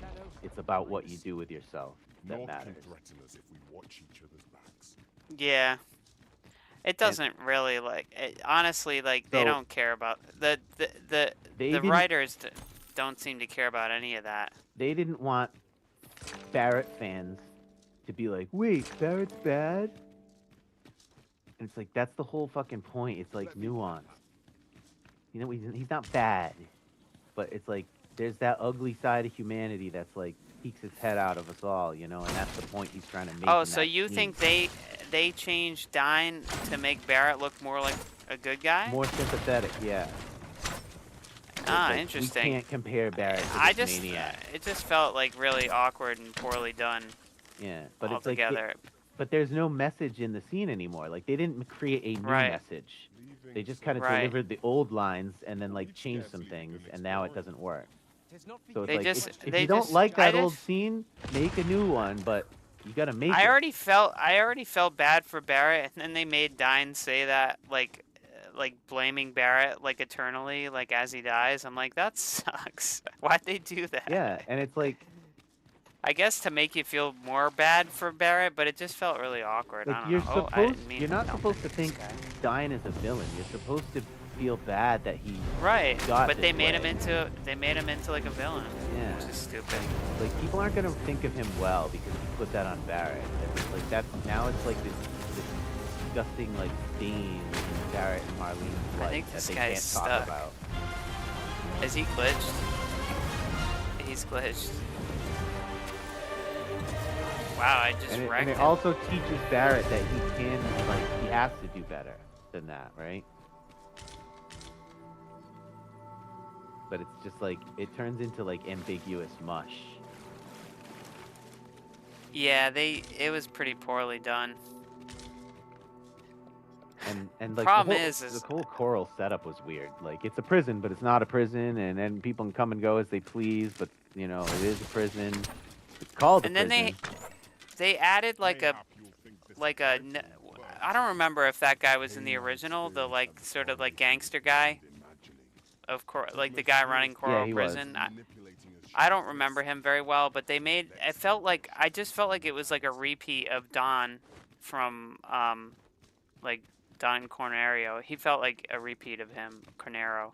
Whatever, however you say his name. I don't know. Yeah, I don't know. They're different. The way enough. they like handled his cronies and everything, it just felt like kind of like a repeat of the same. He didn't have more the of the cronies in the original, and he didn't say as much. Like he didn't have as bombastic of a personality. He was just like the boss down there. And yeah, I don't know. He did have green suit and orange skin. that whole little jaunt felt like kind of random and disjointed, but like they did that a lot throughout the whole game, so it wasn't really that surprising to me. All it was in the original was there's like a bunch of like shady people walking around and they follow you, but they don't say anything. There's like a couple puzzles. I remember it being kind of like sort of quiet and depressing. I don't remember. It was one of those moments where you listen to the music, like no one's saying anything, and you just like doon doon doon. Dun, dun, dun, dun, yeah, dun, and then dun. they It's added like the sad version of Barrett's theme. They added these like weird like gangster people, like I don't know. It just felt like it was cringy. It was just that whole section was cringy. They're all modeled like they're all versions of who was there in the original, but they gave them more lines and stuff. Like, and again, there's too much chatter, and like there's like a band playing, and they're playing like it's just really annoying and loud and obnoxious, that whole area. in the original, you get there, it's all quiet, and like you walk around, and this guy just follows you, like right behind you, like a shadow, and it's wicked creepy. And he's just like, when you talk to him, he's just like, what? Or he says like one line, and like heh heh heh or something, or I don't know, he might say some cryptic line. And but then that's it. He just like follows you around, and then they turn that into. But like, the point of that is just to show how the contrast of the gold saucer and what's underneath, like the contrast of what like Shinra bullshit creates. That's the whole point of that place, and Dine just happens to be there. And it is a prison. Like, it's weird that that place even exists in Rebirth. Like, it doesn't make sense systematically. Where in the original, the world feels much more bonkers. Like, Shinra's in way over their head with their own technology. Like it's not a technical world. Like, it's a pre-industrial world that all of a sudden got like high tech overnight. Kind of. That's how the original feels. Oh, they did way too much in Rebirth and Remake. They did way too much stuff that looks like something you'd see in our world, and I was like, I'm like, yeah, it's hard to say if they did a lot of that in the original. They did a little bit of it in the original game, but like I felt like they leaned way too hard into it, where I felt like I was playing like Call of Duty all the time. I was like, what is this? Well, like I don't know. It's like when you try to explain when you try to explain the details, like I hated the segues. Yeah. That was like the dumbest thing that they added to Costa del Sol. I'm like, this does not need segues. The world in the original feels believable because it's just there, and they give you enough to kind of fill in the gaps of this like bonkers world. But then in the remake, when you start adding detail, questions come up like, oh, how does this work? And then they try to explain it, and they didn't even need to with Coral. They could have just said there's a prison, and you'd be like, yeah, Shinra's weird. I don't know. They needed a reason for like Dine. That part is actually not so good in the original, I'm gonna admit. The fact that Dine can just come up there and shoot people, and that's what triggers the event, is kind of whack. It could have been a little fancier, writing-wise. They just want to give you Barrett's backstory, basically. I mean, it is a PS1 game from, the mid-90s, so it's like, it gets away with a lot. Yeah, it's one of the more involved character stories, because every character has a side quest, and Barrett's is one of the more involved. But it's still kind of a weird setup. Like, I think they want to show, the point is they want to show the contrast of gold saucer and like and some squalor type environment, because that's like the game just loves to do that. I'll be right back. I'm gonna get some water. All right. What is this? This looks important. I'm screenshotting it.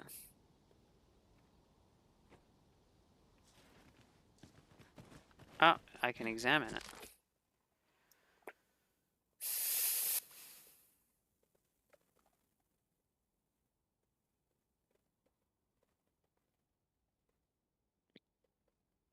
And this is what it's for. In the original, you think you don't know about another guy with a gun arm when the shooting happened.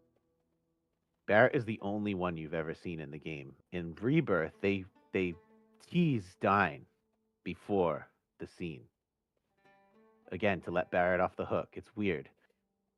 So in the original, you as the player hear that a guy with a gun arm shot up a bunch of people, and it's like, who do we know who has a gun arm? And you're you think supposed to suspect it's Barrett, but of that it's course you Barrett. don't. Like you as the Yeah, player, right. are like, no, it can't be. But it still gives you that like, well, the story's telling me, it like rather than have you know for sure that it isn't him, it still gives you the question, even if you don't believe it. You still get It's to like. so hard. There's still suspense there because you don't know where where the writers are going, right? And so it sets up all this about Barrett from the very beginning of the game. Like it sets up that he's not necessarily like sure, or it sets up the player to think if they're not sure if Barrett's doing the right thing because they hurt a bunch of people with the bombing, right? And Jesse comments on it and Tifa comments on it. Tifa's not sure if what they're doing is the right thing. So it sets up Barrett to be flawed from the get-go, that like maybe terrorism isn't the way, right? That it sets up that question. It's a very like that's a big that's like a loaded topic, you could talk about that for a while, and that's like kind of the point.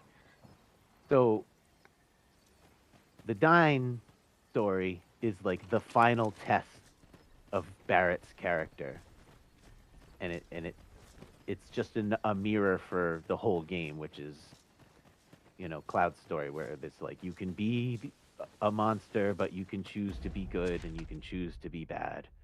That's the point. It's a simple message. We can talk about whether eco-terrorism is good or bad all day long, but like, you can make mistakes in the past, you can learn and be better. Maybe it's not actually 100% a mistake, but you can learn from your experiences and be better. And this game, Rebirth, kind of forgets that they themselves set up that question in the first game of, how do we really feel about Barrett's actions? And then by the end of the game, in the original, spoilers for any spoilers for people who are just playing Rebirth. Viewers, spoiler alert. At the end of the original game, everyone kind of says what they're fighting for, and we have real Cloud now, and he's cool, and he's confident, and he's like, if you're gonna follow me, you have to be fighting for something. And Barrett's like, I thought I was fighting for the planet this whole time, but I was really fighting for Marlene. And it's like the whole thing has been about saving the planet, and then at the end they all get like humble and human. They're like, yep, we're not perfect. Sid is like, whatever. He like falls asleep. He doesn't even know what's going on. And it's like this ragtag crew saves the fucking world for selfish reasons. And then the planet may or may not have wiped everyone out after. Great game. I guess we'll find out in 5 years. Now I don't know how long it's gonna take. Dude. 10 years to fucking finish a whack-ass story.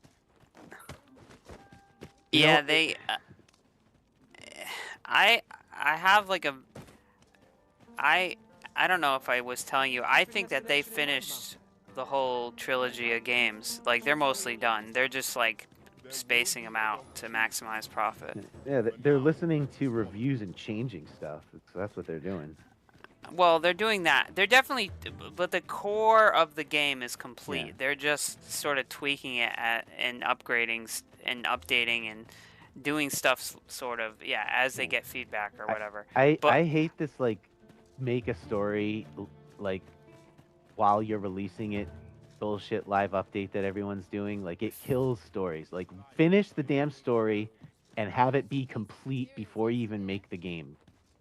You know? Like, Rebirth feels very retcon-y. I feel like they had different plans, and then they, like, because people figured shit out from Remake, they changed stuff. I could ask with Brocker's teachings under my belt. No, there's they nothing I remake can't is handle. they ended with a crazy ending, and that's so that they could. It's all planned. No, I know they had like either. I don't think both I don't versions think, are crazy. But I don't think they're saying, modifying the scenario that much I beyond think what they they've already changed, come up with. I think they. Well, I'm just saying maybe not a lot, but like My hammer there is are at your things in disposal, Rebirth sir. that feel like retcons to Remake. Like Biggs. Like I think there was a whole like Biggs waking up and stuff like because we're working with like crazy time-wimey dimensional mechanics. You can kind of do whatever you want, and that was the point of what they did at the end of Remake was so that they could do whatever they want, so that they could listen to responses and like change the story however they think will be better for their demographic, fucking sales, or oh, we're gonna put more Zack in there because we're releasing Crisis Core, and that Maximilian guy said something about Zack. Like he felt like Zack was probably supposed to be in more of the game, and like that's why the story is so all over the place and disjointed. Like I think Biggs and Jesse and Wedge were supposed to probably be in there. Like the whole like having Wedge death fake out only to have him have like this weird side plot mechanic that's only there just to like get Zack walking around is weird. Yeah, But they had to show Biggs because he wakes up in the last game, But like he has no point at all. He has no weight. His scenes have no weight. It's just to get Zack from point A to point B. So he can fight with Cloud. It's so silly. I just sort of started ignoring the story during those parts because it didn't make any sense. And Yeah, it's literally just for fan service. Like they made those mechanics just because Zack's popular. All the Zack fans were like, yes. Yeah. I can see them all. They're like, yes. And I like Zack too. This is the best game ever made. Yeah. I like Zack too. Like most of Crisis Core is really bad, but I sat through the whole story because I like his character. God, stuff is so expensive in this game. Doing business with you. But you're not supposed to know about Zack in this game. He's an enigma. Like he's just, cool if you want to flesh him out and make his scenes longer and add a couple extra scenes and flesh him out. But like, do that. They're doing a different thing. They're doing a whole different thing that doesn't fit with the original plot. So I can't really. I have to get off the like. Oh, make it like the original. Like, that's not what I want. It's just, the story of it all, like, what's happening in Rebirth is, like, nonsensically boring. Because there's nothing to sink your teeth into and think about, because it's all, like, up in the air for interpretation. It's like, so... Yeah. That's why I don't like this, waiting for stories. Like, I want to just go through a story so I know what it's about. They're doing the thing that the Marvel movies did, where they just went into this weird metaverse type thing where they're like, whoa, anything could happen. Yeah. And it's just a gimmick to sell the next game. It's like it takes the stakes out, right?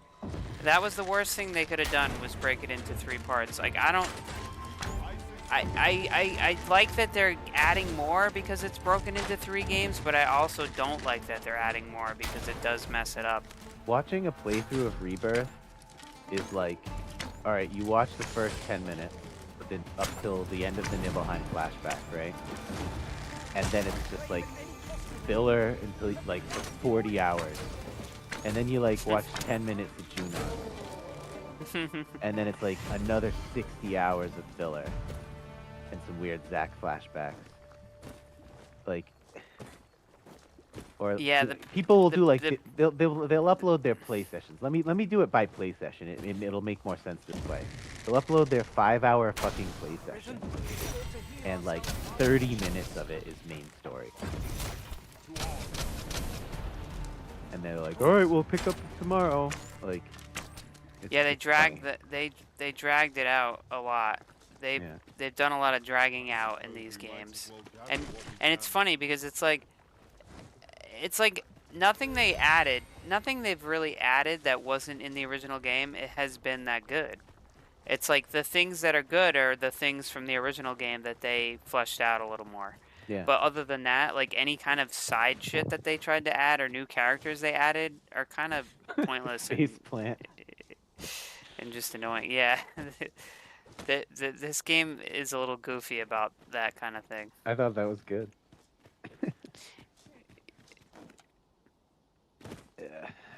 Like, I don't know if it's like my stamina that causes that. I'm not sure. I think it's just like a certain height you face plant. I really hope that the Aerith that's like cheering on Cloud at the end in the field is Genova Aerith. I really hope that's the case. 'Cause that would actually be cool. That's a cool change. What do you mean Genova Aerith? Because Genova can take on the likeness of your loved one. They say it explicitly in this game and the original, but the fact that they say it in this is important. I don't think it's never really utilized in the original. I don't think fans are gonna like if they make Aerith like a bad guy. No, they'll still. Spirit Aerith is probably gonna show up too. There'll be two Aeriths, is what you're saying. Well, there's gonna be more scenes where there's multiple people. But like that guy Maximilian was saying, like he doesn't think that they're trying to spawn a multiverse. They're using multiverse as a tool so they can do wacky shit, right? But at the end of the Sephiroth converged everything. So I'm into that. That's fine, except make it a good story, make it interesting, not just like everything is. Yeah, it's all about spectacle. That's like all they know how to do is spectacle. No, because they've proven they can do good stuff too. Like there's added scenes that are good, well written, that are good dialogue scenes. Yeah, no, sure, but like the main events are spectacle in that game for sure. Yeah, but how much? It's like it's like they went way too high. Like maybe I'm old-fashioned, but like I think the spectacle in a fantasy should go increasingly up until the last final scene is the most spectacle. Which it is. It will still be because it's a planet, it's like a wide shot of the planet being healed, which is pretty crazy. But like the fact that they fight like Guardians of the Universe at the end of Midgar is like too much at the beginning. We need to scale it up as it goes. Because when they get to the snake and Cloud's like, I knew he was tough, but it's like, what do you mean? He killed a snake. Who cares? You guys saw him like doing god-wieldy like time manipulation powers earlier. Dimension wielding fucking the whispers of fate, arbiters of fate. And you think that killing a snake is a big deal now?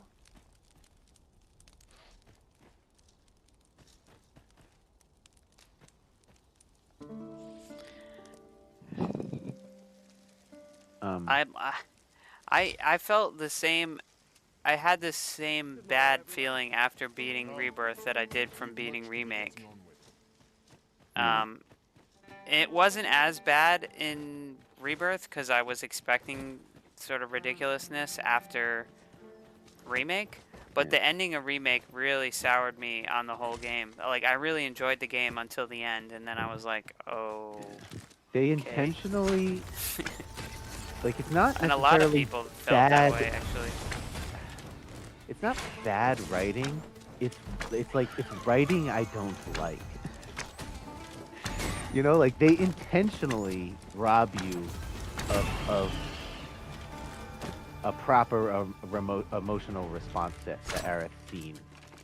I can't even call it like her death. It's the Aerith scene, and you don't get any kind of like it's emotional whiplash the whole time.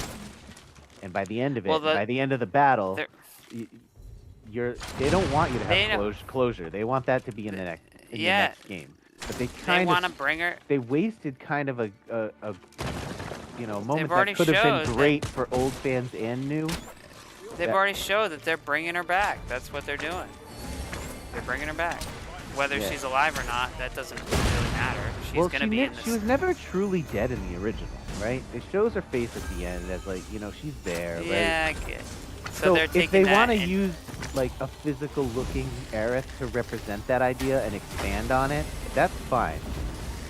So if she's dead, and there's just a ghost Aerith in the live stream communicating with Cloud, I guess that would be cute, right? I really hope they don't fully bring her back to life. But what I think would be way cooler than livestream Aerith talking to Cloud is that it's Jenova manipulating Cloud. Because again, like Max made a really good point. When Aerith gives her big speech in the temple, her ideals do not align with that Aerith at the end, who's saying like, "Go get him, Cloud." Like, it's weird. Because she just said, "You go rest. You're not well. I'll take care of Sephiroth," just like the original. That's what the last time you see your Aerith is she says, "I'm going to go do this alone." So why did she change her mind all of a sudden? And why is she acting like nothing happened? That's kind of manipulative, right? It's kind of not in her character. Well, I guess she has been sort of lying the whole her and Tifa. Which I like. Yeah. Again, like in the original, one of the problems with the original is you never know that Tifa's been lying, and there's kind of no explanation for it other than like you can headcanon that she was worried about Cloud and she didn't want to burst his bubble, which is the truth, and it makes sense. So they're doing a little more to show that by having the girls like checking on him, right? I like that. Even if Aerith like doesn't have any memories or like weird dimensional powers, like even if it was just a remake of the original, that would be cool to add, like them having their own like talking about Zack and like trying to suss out what's going on with Cloud and deciding as a together that maybe we shouldn't tell him. Like it's good that Tifa has someone to like make that decision with, because it makes her seem like less of a potential like oh, she did the wrong thing, because some people think that Tifa did the wrong thing in the original by not telling Cloud that he was wrong about his memories.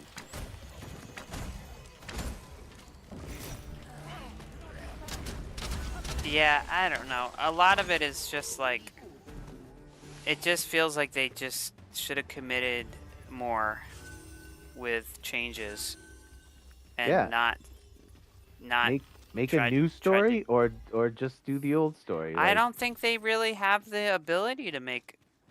I think they were afraid to make a new story, and they also are not good at it. I don't know. Like, they're trying to do something that is almost impossible. Actually. Yeah, most consumers who are looking for a remake will see all the old scenes and be happy, even if the story's changed, and then they also want to get the people that are like, they want to get the critics who are like, oh, you can't just remake something, like you got to freshen it up somehow, make it different because we already know what's going to happen. It won't hit the same way, which is a valid criticism. I kind of agree. Like remakes, like one-to-one remakes are only for nostalgia unless you change it, and so if it's like a secret sequel, that's cool, but it should have diverged more. Like then are given a better, because then it becomes like a better explanation for why it changed, why they're changing things. Like Yeah. it just felt like it's too like it just It's feels too like meta. Like it's yeah. not like if this was actually a sci-fi world where there was like a loop, a different story that wasn't Final Fantasy VII, but just like, oh, it's a loop of the first game. It's happening again. Like if it was a true sequel, it would have changed more by now, you know, and we would know what those changes are. But we're still like following the same beats as the original, except something else is happening, and it's not interesting because they don't really tell us what's happening. Right. So it's like you're just seeing this confused version of the original. It is. It's more original than it is something else. Right. And that's But the problem. that's the Like it's frustrating so part. close to just being a 1-to-1 remake that you kind of just wish it was. When I was Right. already on board for them to make major changes, so it's like I'm disappointed on both fronts. And it's not it's the pacing and the randomness of the changes in a weird way. Like the way they just sort of dump all these weird things at the end, and the way it's just like if they did it, it's the timing and the pacing of everything. It's just the execution of it. It's just not well done. They want to do one of those kinds of stories, and it makes sense from a hype and they can't give everything away. Like that's how they get you to get the next game. They want to do one of those stories where it's like once you get to the end, you then can go back and notice like how beautiful it all fits together. That's probably what they're hoping to do. I'm not saying they will, but that's me giving a due credit, right? Like maybe the idea is by the end, because they know it's like a remake, they can't, like, if they just remade it 1-to-1, then it wouldn't have any kind of like twist impact, like, because everyone already knows what happened. So, but they can't like change it too much because they still want people to buy in to the remake idea because they know that's the audience they've got from the get-go, and they have to kind of please that. And then I think what they're hoping is they can attach these ideas onto the story that make it somehow like an expansion or a sequel with new revelations that you can then like look back over the whole story and realize, oh, it all makes sense. That's pretty clever. Wow, neat. What a great retelling. I'm satisfied customer. Here's my good review. Like they're really trying to like control the narrative, and keep their customers Like my happy. biggest It's all business. It's all business. my biggest disappointment is exactly what you're saying, is where all these people are totally like saying it's the best game ever made. I keep reading comments online, people saying it's the best game ever made, and I'm like Yeah. I'm And like, it's because don't of the like stop. original. That's like toxic, because like if Square Enix keeps believing that this is the best game ever made, I feel like they're not gonna make a better game. They're gonna just the games are never gonna get better. The main reason it's successful, because like lots of games have pretty graphics and all kinds of stuff and cool That's why gameplay, people are but saying it's the best game ever made, because they're like impressed by like some cutscene, the and it's like, main no. the main reason that it's clicking with people, because again, like games have all kinds of good things and bad things that people will like. It'll make or break the game for them, right? And 7 is a hit. Why?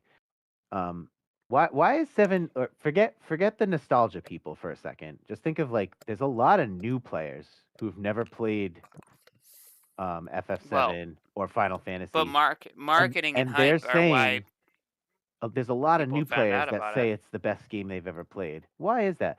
The things that are great about it are what comes from the original combined with the good graphics. So when you take these characters who were all like really good, and like Final Fantasy 7 has one of the best feeling. They're not all. It's not like the dialogue in the original isn't that great. It's not praiseworthy, especially the English translation. It's very Well, it sparse. was good for the time. Sure, but you could argue that there are other games out there that had better like dialogue, whatever. But that doesn't matter. Like it's the plot that is good.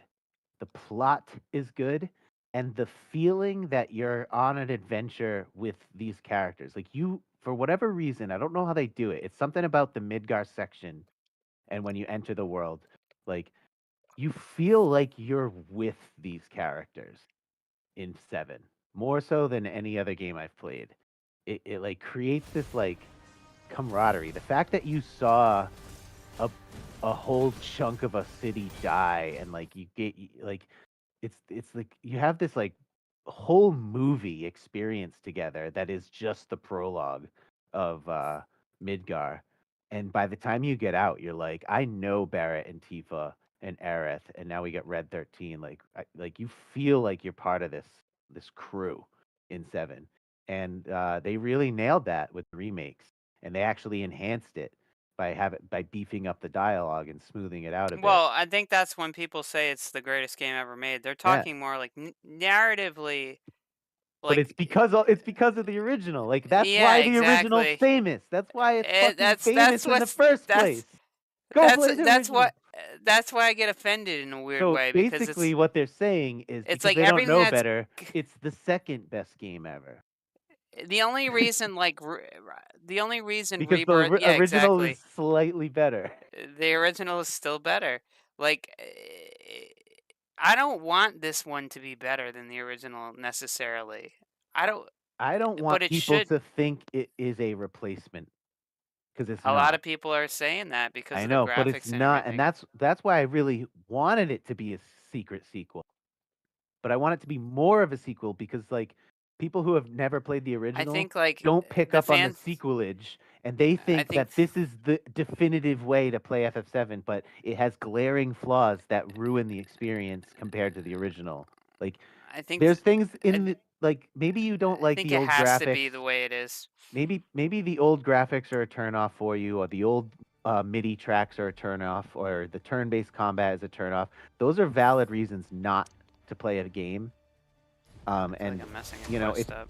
but if you stripped all of that like away and you were just into like the story, and honestly, like the gameplay loop, like I think is much more fun in the original if you like turn-based.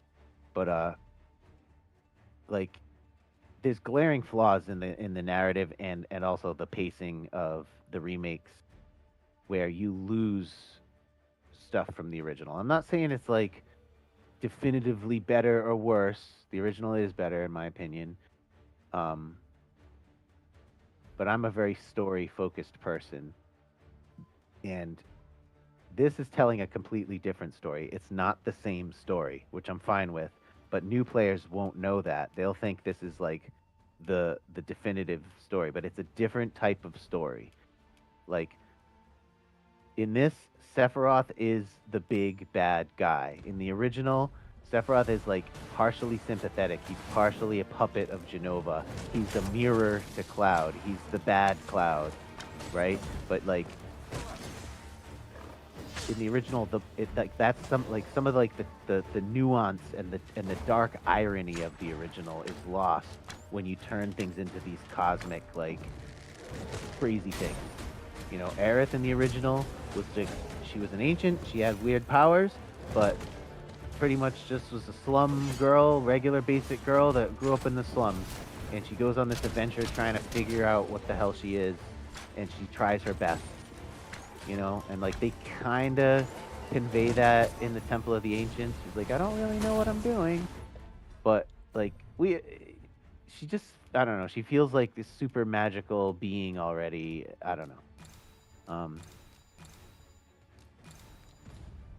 Yeah, and having the chatter of the towns can really ruin the mood when you're supposed to take in the music. Like the music is a character in old Final Fantasy games. Like you're supposed to walk into a new area, and then the mood is set by the music and the amount of stuff that's happening. They generally messed up the whole delivery of the soundtrack in the newer games, but Cosmo Canyon, like is the people are voiced as if they're a crazy cultist.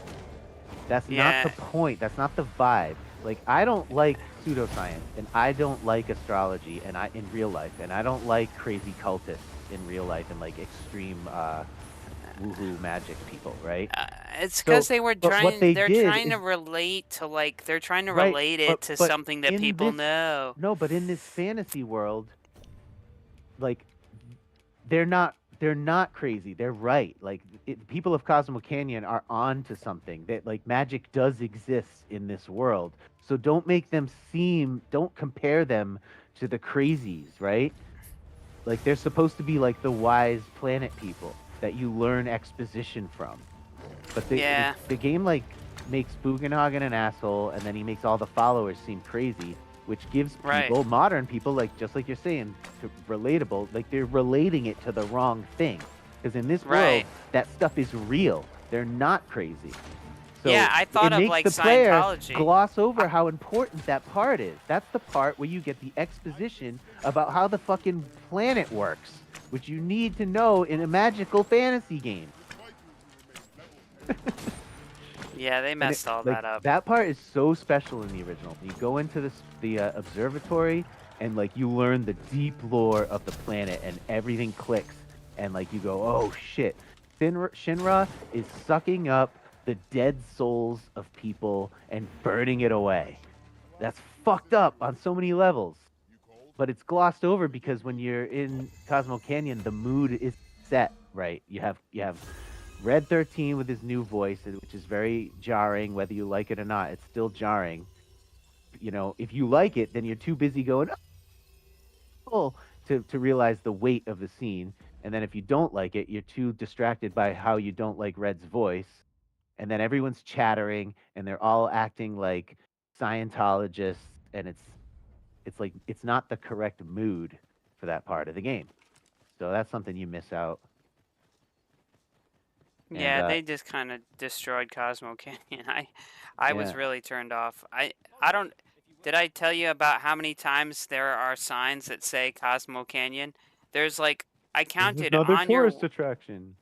yeah, on your way to Cosmo Canyon, there's like 25 signs that say Cosmo Canyon on the road to Cosmo Canyon. I'm like, this is ridiculous. Like, I'm like, no shit. It's like the writers wanted to find like some kind of real world reason why the world would be structured the way it is, because it's this weird like barren world that has like these random locations in it. They're too obsessed with trying to be realistic. So they turned everything weird into a tourist attraction. Like, why can't there just be like, who cares? Yeah, they turned the mines after you fight the Midgar Zolom. They turned those into like a weird like. But it's not like Rebirth and Remake are serious in like they're weird in other ways. So who cares if nothing makes sense? Like you turn into a fucking cactuar. Like who cares? Yeah, I don't understand why they leaned in on this weird relatable realism bullshit. But then leaned out of it in other areas, like the Moogle tree. Like if you're gonna have a Moogle tree, you don't need to make Cosmo Canyon into a tourist attraction for us to buy it. Right. And the Moogle tree wasn't even the original. It wasn't even in the original. The original said, "Oh no, that's too wacky. We'll put it as an attraction at the Gold Saucer because that's too wacky." They have They have the Gold Saucer. They have Costa del Sol. Those are tourist attractions. Why does Cosmo Canyon have to be a tourist attraction? It doesn't make any sense. It doesn't. Like, why did they do that? I have no idea. They do a cool thing with the music. The dynamic soundtrack is really cool, where they'll play a part for as long as you're in dialogue, and then as soon as you advance the dialogue, like it'll add layers to the music, right? So they have like the doon doon doo doo doo doo doon, and you're like, oh, there's the music, it's coming in, and you're having the talk, and you see the stupid red scene, and I just don't think an adult lion cat dog would have that register of a voice. Like, yeah, make it youthful, but it didn't have to be that youthful. Jeez. They gave them. Well, it's just they have these anime voice actors, and that's what they gotta hire, and actor. I'm sure that I didn't play it in Japanese, but I'm sure the Japanese is better. I will give credit to it's the same voice actor for both voices, so that's pretty cool. Oh, it is? I didn't realize that. But you know, I can talk like this. Like it's an adult man who does the voice. Like I can talk like this, and I can also talk like this. And you know, he could have been like, "I'm Red 13," or like, "Hey guys, I'm Red 13." You know, he didn't have to go so high. I think, and he should use his old man voice, like in combat and like when he's talking to bad guys. You know, to intimidate them. That's what he was saying. He wanted to look tough in the first place anyway. He should use it. It would be cool if he switched more. I don't mind it, but I don't like where the placement of that scene is or how they built it up with Aerith. You know, they made it seem like something way, way bigger than it really was. But when the beat drops after that scene, you're like, oh, finally it's going to go.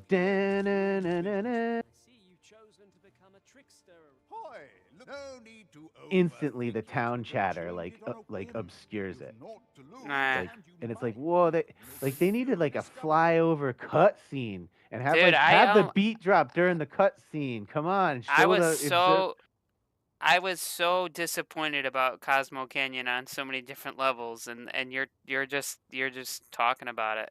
Like you're just saying exactly how I felt. Like I was like, oh my god, they fucked this up so bad. Yeah, like that's one of the most favorited songs in the whole soundtrack. Right. Yeah, they totally fucked it up. They fucked it all up. Like I thought it was gonna be like banging good when they revealed it. The way I would have done it is don't have any of that dialogue stuff until after you get there. Like you're walking down the trail when you first see Cosmo Canyon, but you're not actually in it yet and the music's not playing. The bass line should have started when you're walking down the trail and you're looking at the approach. Doom doom doo doo doo doo doo. And then when you get to the edge of the bridge, you get a short, quick flyover cutscene, you know, and then it goes like as it's showing you the layout of the town, and then swoop the you know, dun dun dun. You know, as your parties, you could show the party walking, so it's not just like dead space of nothing happening. You show them crossing the bridge, and like basically by the time you get there, the song loops, and you can start dialogue. And yeah, of course, I don't mind the added stuff about the gi after Red has his scene with his father, but it comes in way too fast. They needed to have like 10 more seconds of like the characters looking down with a little sadness. I didn't like the tone of it. It felt like this like weird horror escape. I don't know. It was weird. I didn't. I'm just trying to be like as fair as possible, you know. Nah, I didn't like it, but like it sucked to play. If they're gonna Gameplay add wise, that in, it actually sucked. If they're gonna add it in, they're gonna add it in. But it's like little things that could have been fixed that wouldn't have broke what they did is what I'm trying to nitpick. You know, like right now I'm not talking about like what they added or didn't add. It's more just like so here's what they made, and you know, I just want to like critique the storytelling and the pacing, not so much like the changes. And it's like Red 13 howls up at his dad and he sheds the tear, and then like not even 3 seconds later the gi pops out.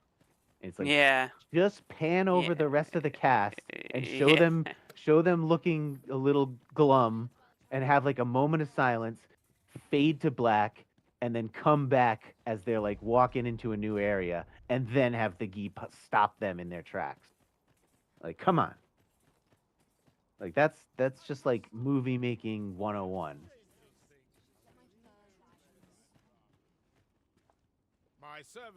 Yeah, it was awkward.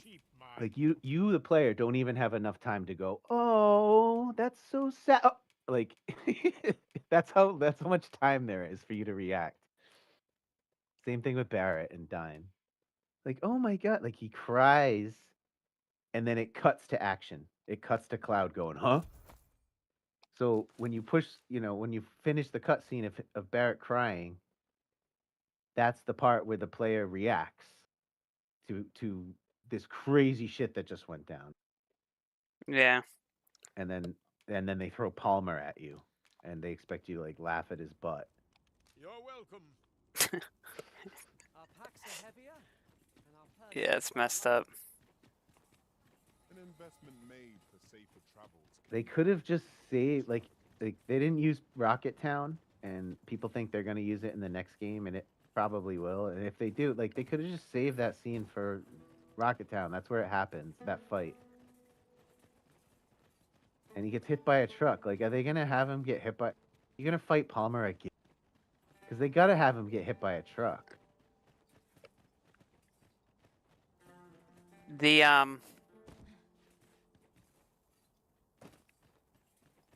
they kind of ruined Roche's character too, that new character they brought in, Roche, and they fucked him up. Yeah.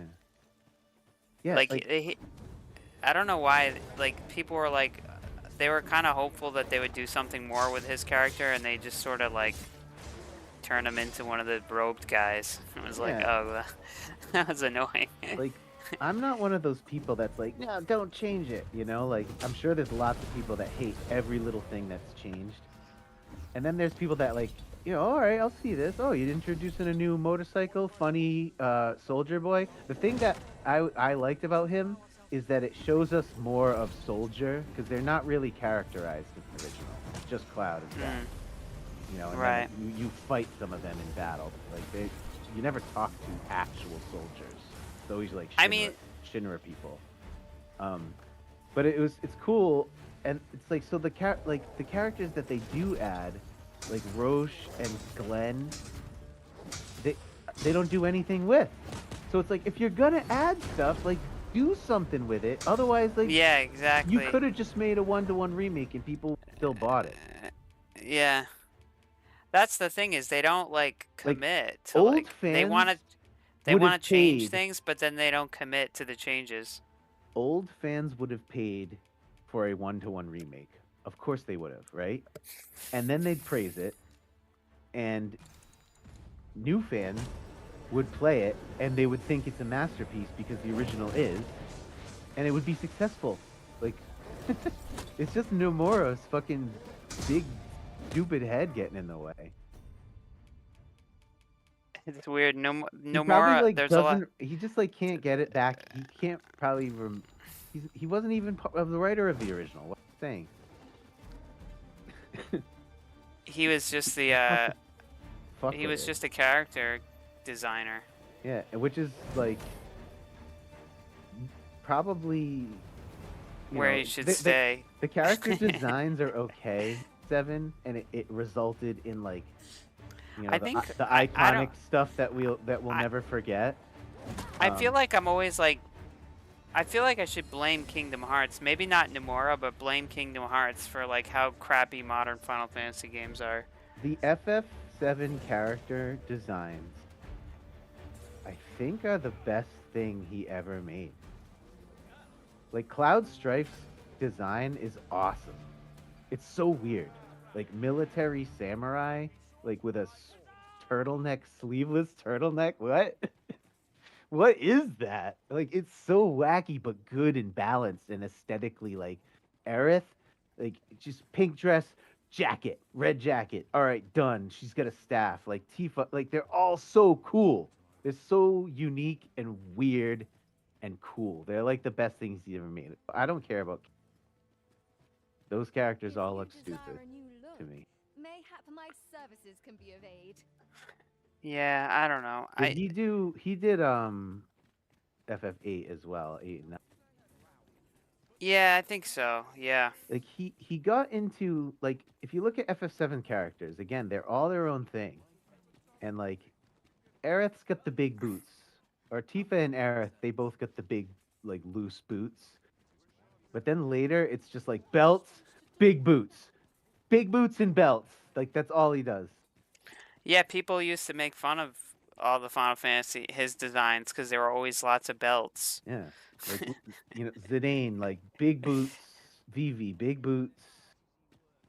the Final Fantasy VIII chick is all belts on her dress. I think that's kind of The like what Kingdom happened. Hearts kid, he just like they all look the same. Like Kingdom Hearts is just another I Zidane feel like Cloud. what happened was like what happened is like Square Enix saw the success of FF7 and they decided that every game after that had to sort of copy things from FF7, but they just would snowball the things, so they would like, okay, we'll add another belt. It's funny, like the stuff that I like about FF7 is like the stuff that didn't get copied. Like it has Right. this like it's the 90s, man. It's just you can't it's so hard to grasp because the 90s was so cheesy, but it worked if you in certain ways sometimes.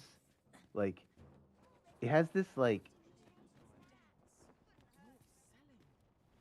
and it's a lot of it is Midgar. You have to remember when we say like the feel, it's a lot there's Midgar and then there's like the whole game, which is kind of two different and I like both. But I don't know, it just has this like edgy it's like the swearing and like the rudeness of the feel of the music in the world. Like the music, it's like noir cyberpunk, but not. You know what I mean? It's like the feeling of cyberpunk noir, but it's not that. It's not that aesthetic. It doesn't look like Blade Runner. You know what I mean? It's its own thing, but it gives you that feeling, like that. You know, like the Shinra music, or the Sector 7 music, like that. That sums up that feeling to me. And those are the kinds of things that people didn't copy. Where it's like they copied like spiky hair and they copied big boots, but they didn't get that dirty, like oppressive feel. It's oppressive. Yeah, I don't know. They messed up the tone in a lot of parts of the game for sure. Like you bomb a fucking reactor and then you go to some skeezy bar to like meet up with like this street brawler girl that I guess is your friend or something, and you're an asshole. It's like like it's like what is this? These are heroes, yeah. They're like the anti-heroes. Yeah. They're hero anti-heroes. Like you really feel like you're in it. You're in the dirty underworld.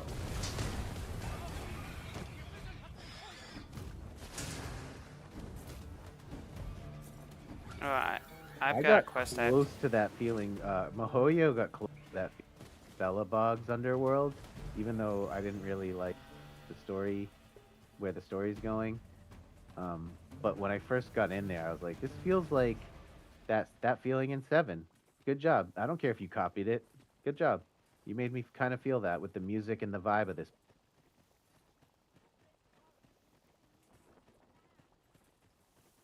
And to give them credit, the music is not, it's its own thing, and it's still really good. But it's still like, you know, it's an underworld underneath the city. Very Midgar-esque.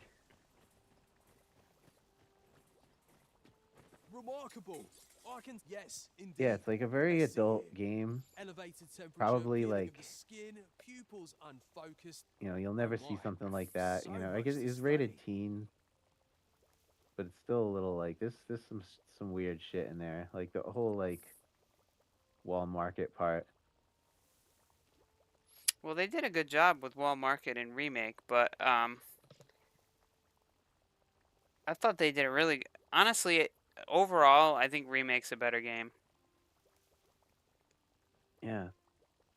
I like a lot of stuff in Rebirth, but people overall really Remake is a. Honestly, like I've kind of felt that way. Like FF7, the whole Midgar part at the beginning of the game, like before you get onto the world map. Honestly, that's like in some ways the best part of the game. Yeah. The original game. It's not the best story though. No. The story keeps going and it gets better. I don't know, but the pacing is the best part of the game. Yeah. I feel like no, from where from an immersive, just like feels standpoint, yeah, it's the best. I like the music in Midgar. I like the look of Midgar. I like a lot about Midgar. And then when you first leave Midgar, you're like, wait, what is this? It's like a different game. It's weird. Yeah, this is how I feel about 7. Like Midgar, like 7 is suffers a little bit from marketing practices, but it's just what you do. Like 7 had limited time, and there was a lot they couldn't finish, so they really had to front load the production. So Midgar's production is way higher than the areas, the just like Splendid. I the dare say I must thank the you, game my friend, design for your itself, like the steadfast pacing of the game assistance. design. It's you go on this mission, you do this many battles, you do this, I'm on the cusp this of a new dialogue, breakthrough, you do this. and all Like thanks the to your pacing of the tireless gameplay efforts. itself is really good, and everything is this cool little set piece. You have the reactors, you have Tifa's, you have the church, all these different little set pieces, and each one has fighting and story, and it's like really well paced. It's like a fucking action movie. Um, but the story is just like meet a bunch of people, and like some crazy spectacle happens. There's bad guys. Okay. Oh no, they got Aerith. We gotta go get her. That's all there is for story. It's not that interesting, but it's so paced so well that you're on fucking board. And then you get to the rest of the game, and it's like, okay, this is a Final Fantasy. I'm gonna go walk around in a cave dungeon. There'll be branching pathways of like crystalline walls Well, and grass, and it that's in becomes some like ways it becomes a video game app. when they failed. But where it succeeds is you get new music, new enemies. You really get to play They with the battle system, and then Rebirth. you get the banging story. The worst part of Rebirth is not really the ending or the story changes. It's the gameplay. That's the worst part Yeah, of it. and I that's know you can't really say that no, without playing it, but I can you watch see. people play it, so I you can can't see. feel the combat system, but I can see I can see The mini games, like everybody who complains about the mini games, it's totally justified. The mini yeah. games suck. I can Like anybody defending them. interpret a lot of things just from seeing the game design, different systems, the way materia works, the way battle flows, how long things take. Yeah. Some of the battles are too fucking long, dude. And like even like regular players are saying that. Yeah. Well, especially when they do like the boss rushes where it's like 4 bosses in a row or 3 in a row. It's like, oh god, man, they're already long fights, and then you're like, my hands were getting like tired. It's just, it gets not fun after a while. It's like, oh my god, this is not fun. Who thought that this would be fun? But yeah, I want to rag on the OG a little bit more because it's fair. I never really thought FF7 was the best FF. I actually think Final Fantasy VI, not the end of it, but most of Final Fantasy VI is better to me I than think Final Fantasy 7 VII. is better than 6 story wise. Like you know how 7 I was saying like how 7's dialogue is a little sparse, but the plot's so good. Um Oh, look, this is cool on 6 stream. I can just like 6 show you has really screenshots. good dialogue, but the plot needs something else. Like 6 is like it's just not as I don't know. It's hard to say. Like cool stuff happens in 6, like like the spectacle of the whole world changing. Um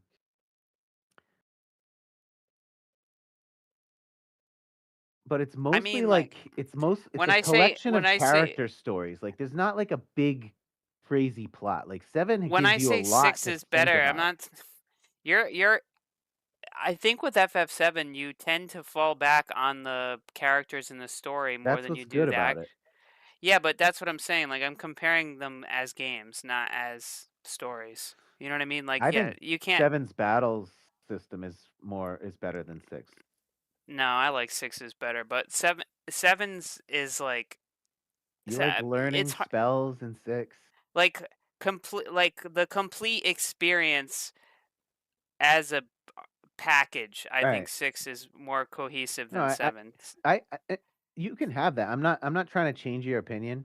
I'm just kind of telling you my different criteria. Like, it's not just a story. I think as a complete package, 7 is the best. Chrono Trigger is better than both of them.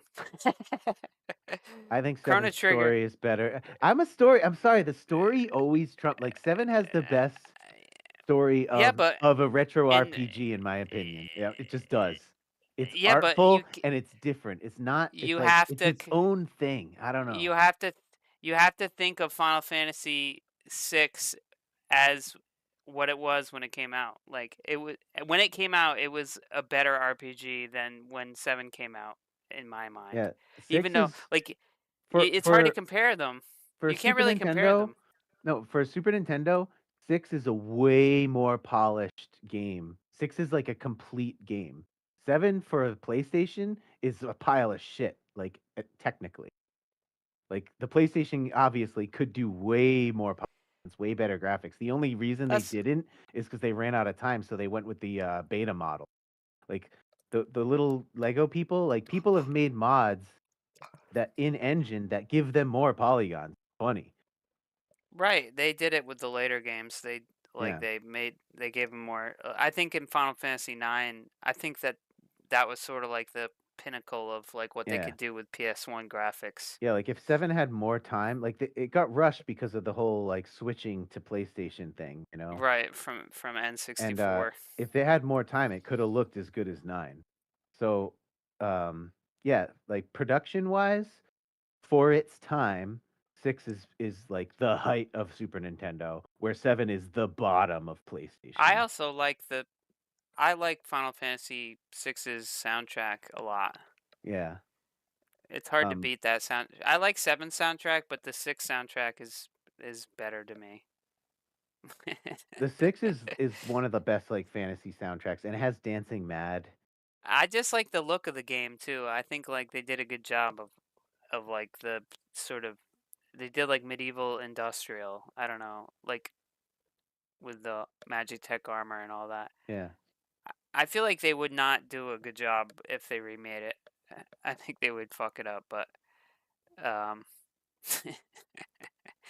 I I don't know. think I think they could do a better job remaking Chrono Trigger because they have like a template to follow because there's been a few of Akira Toriyama 3D games and they all look like pretty faithful to Akira Toriyama's artwork. mm, So they would do a good job in Chrono Trigger, but I feel like visually they would destroy FF6, at least in my mind. I really like 6. It has a special place in my heart, and I think it's one of Look at the stream. it's super polished. Like it's easy to give someone 6 and know that they'll like it.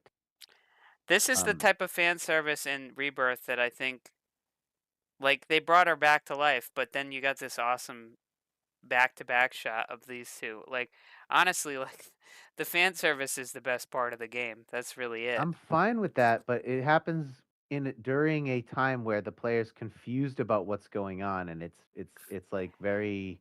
It still felt epic. It was epic, though. I Yeah. did feel epic. I got, like, a warm feeling in my heart when she showed up. I don't know. Yeah. It was maybe a cheap trick, but I respect them for going, you know what? We're not gonna try to recreate one of the greatest moments in gaming history. We're not gonna try to recreate that moment. We're gonna do something else. I respect that decision.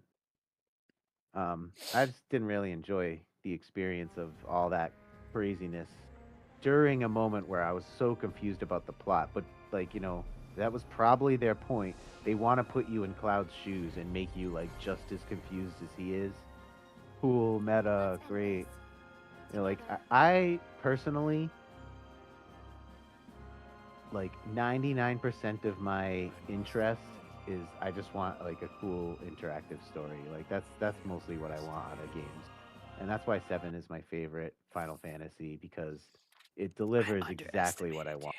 Like the combat and the materia system is fun. You get little candy gems, you switch them around. I love it. Yeah, you don't they have to added all learn this anything. crap to you the hoard them. Rebirth, though. Yeah, you level them up. You learn they enemy fucked it up in skill. Rebirth. Like with 6, you gotta equip Magicite, pick which spells you want each character to use, grind the hell out of it until spells, and then switch them onto a different character so they can learn spells. It's crazy. 6 is a little clunky, I think, but it's good. Well, It's not yeah. bad. It's still good. And they I fixed just Cyan. They fixed Cyan in the Pixel remaster, where you don't have to wait for his tech anymore. You just pick which one you want to use, and they scaled down the damage a little to make up for it. I hate what they did with the graphics in that. I can't play it. I almost bought it, and then I looked at more screenshots and gameplay, and I was like, yeah, I'll be too pissed off at what they did to the colors and the sprites. Yeah, it's better than the fucking other one that they released, the smooth, like On the cell the phone one. HD one. Yeah, fuck that shit. And the cell phone one. They just pretended like that never happened. Yeah, the only thing about the Pixel remaster, I didn't mind the new sprites. They're all they did is like add colors. They didn't change the sprite configuration, the pixel configuration. They just gave it more colors. They changed the backgrounds and things. Oh, I didn't don't really really notice. like.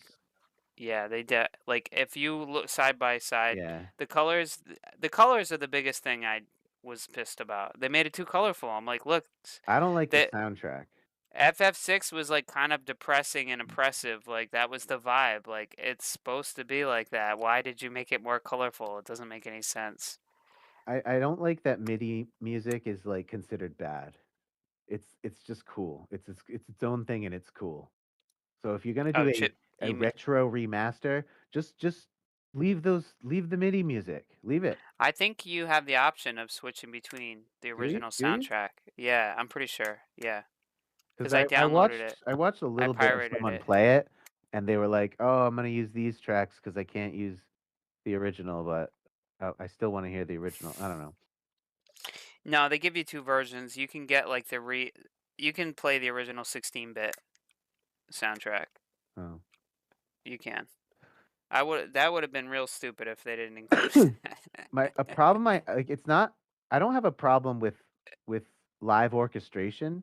It's when the composer chooses to like do certain things that kills the mood of the original song. Where it's like there's supposed don't to think be they had. staccato. Like the staccato notes are supposed to be here. Like don't smooth them out. Yeah, the best thing about Rebirth is the screenshots.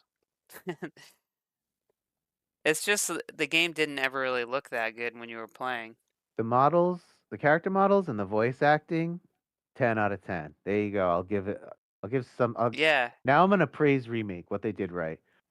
Characters, the acting, fleshing out of key dialogue is all good. All good. You can tell the final scene was made by a different animation studio because the likenesses are a little weird. Well, because it's a cutscene. But It's yeah, unlike I didn't like any other cutscene, though. It feels like it was I know. made by somebody. Like Honestly, that's what they do. I They ship them out to these big companies for like the big scenes. The cutscene at the end was actually what kind of part of what killed the end for me. Because it was like all of a sudden I'm looking at these different characters. They're not the same characters. I was like, wait, what Yeah. happened? Like because the art style is different. It's yeah, weird. like it's cool that they like rendered every strand of hair. That's really impressive. But they got Aerith's face a little wrong. Well, yeah, she looks more Asian in the ending cutscene. She's like more Asian. And it's not just a result of graphical resolution. It's like a different model. No, it's actually a different design. Yeah, it's annoying. I And don't know why they Cloud did that. too. It might be like I have no clue why they did that. It doesn't make any sense to me. It kind of pissed me off actually. Like I said, I'm okay with things being a cutscene or not being a cutscene. See, but the art style is different. I mostly know. I have to go back and watch it. I mostly know. I like Max's theory, and I hope it's true. I mostly noticed it on Aerith and Cloud, and for Cloud, it kind of made sense because like he's evil now, right? Which I'm all down. I'm down for that. That's cool. He was evil at this point in the original, but they're like hamming it up more, which is cool. I actually like that. And he gets the black materia and he turns around and he looks evil. Like he's got a weird look on his face and he's smiling and it's creepy. and then I didn't screenshot that. and then it switches to Aerith, and she looks off too. So what if, because Cloud's possessed by Genova, and that's actually Genova acting as Aerith to fuck with Cloud? What if they look different on purpose, like a little off? I don't think that's evil Aerith in the cutscene. I don't think that's. Yeah, I think it is. No, they're not doing that. They wouldn't do Did that. you watch his whole theory about that? No. Watch can't it. He watch makes his. good Like I points, said, dude. He makes good points, and I'm like, I I hope can't. that's how it is. I hope that's can't. how it is. I can't pick up anything he's putting down because he's a shill. I really can't. No, this is shill stuff aside. This is him just theorizing and what he thinks gonna happen. And he like people hated him for it. Like people were like, "No, Aerith's still alive." No, I'm not. I'm okay with like that kind of fan theory. Like that's fine, but I don't think that's what they were going for in the So cutscene. what I'm saying is, all whether I'm you saying. like the guy or not, I'm telling you, I think he's right. Whether he's a shill or not, I think he's right, and I hope he's right because that would be cool. Like I hope it's not just like this happy, you know, like that's shitty writing. If Aerith is like, I'm Yeah, going but off to that's fight Sephiroth, and now she's like, "All why right, would they? go get him, Cloud." Like, promise? You promise me? It's a little off. It's out of character. It's weird that she would ask him to promise to go fight Sephiroth after what she just said at the temple. Yeah, I don't know. It's but Unless everything in the she's just trying to console him because she knows he'll you're go looking crazy. you're looking too far into the jank No, of their writing. you're supposed to. No, that I mean, whether parts of it are good. Like I'm trying to follow what they're trying to do. Like I'm giving them credit. Like they're trying to change it and make it and subvert your expectations. So you're supposed to be theorizing. They want people to theorize for fucking 4 years and not be sure about what the ending is, so it keeps it trending. It's very manipulative, and like I'm Right, pissed, but I think but I'm you're also giving them. trying to figure it out. I don't think they're gonna do anything that witty. Is what I'm saying. Like I don't think it's gonna be witty what they do.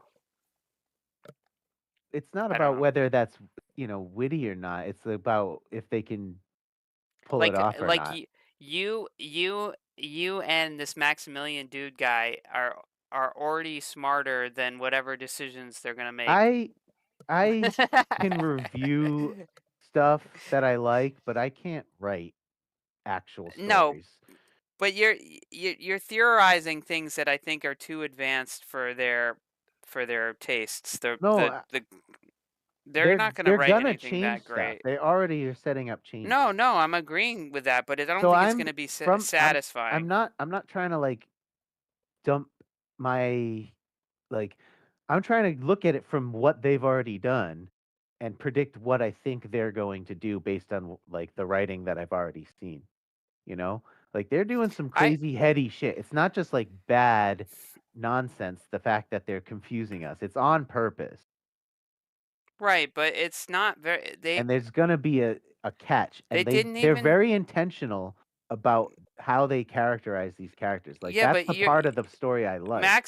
Maximilian dude is definitely giving the writers more credit than I think they deserve. No, and he also made the point. He's like, it's either bad writing or It's this, it's and this. bad And then writing. the things that he pointed out seem very intentional. You don't send off a scene to some major production company to have it rendered unless you have like every shot picked out, and like he's pointing things out about like how Cloud only sees Aerith and this and that, and like and then he goes back and talks about the things she said. So he's just presenting me with the facts and making me realize what he's saying, and I agree with it. I'm like, yeah, I think that is what they, and I hope they do that. I hope they don't like do something worse or do it in a shitty way. That's all I'm saying. Like they could I fuck it know up. They could very well fuck it up. the third game is gonna be the worst game. I know without a doubt. It's just it's kind of the curse of sequels. Yeah, You know or what I it'll mean? make this game better because it'll answer questions of this game. Because No, this you're not game gonna make feels this. like nothing without the questions. No, this game is not gonna get better. Maybe the story will get better, but the game itself is not getting better. Yeah, I'm sorry about always being so story heavy, but that's kind of all I have to talk about. 'Cause I don't play the game. Yeah, I mean, that's to me like cuz I'm like if you've played like a Dark Souls game or an Elden Ring game, people start arguing about the story in those games and it's like it's so non-important to the game's experience. Like Yeah, the and vibes, those are like the tone, the gameplay tone is the games. most yeah, but it's all about the tone. Like there's a Yeah, tone to those games. They're yeah, yeah, very hard. They're good at sticking to a tone and yeah. a vibe.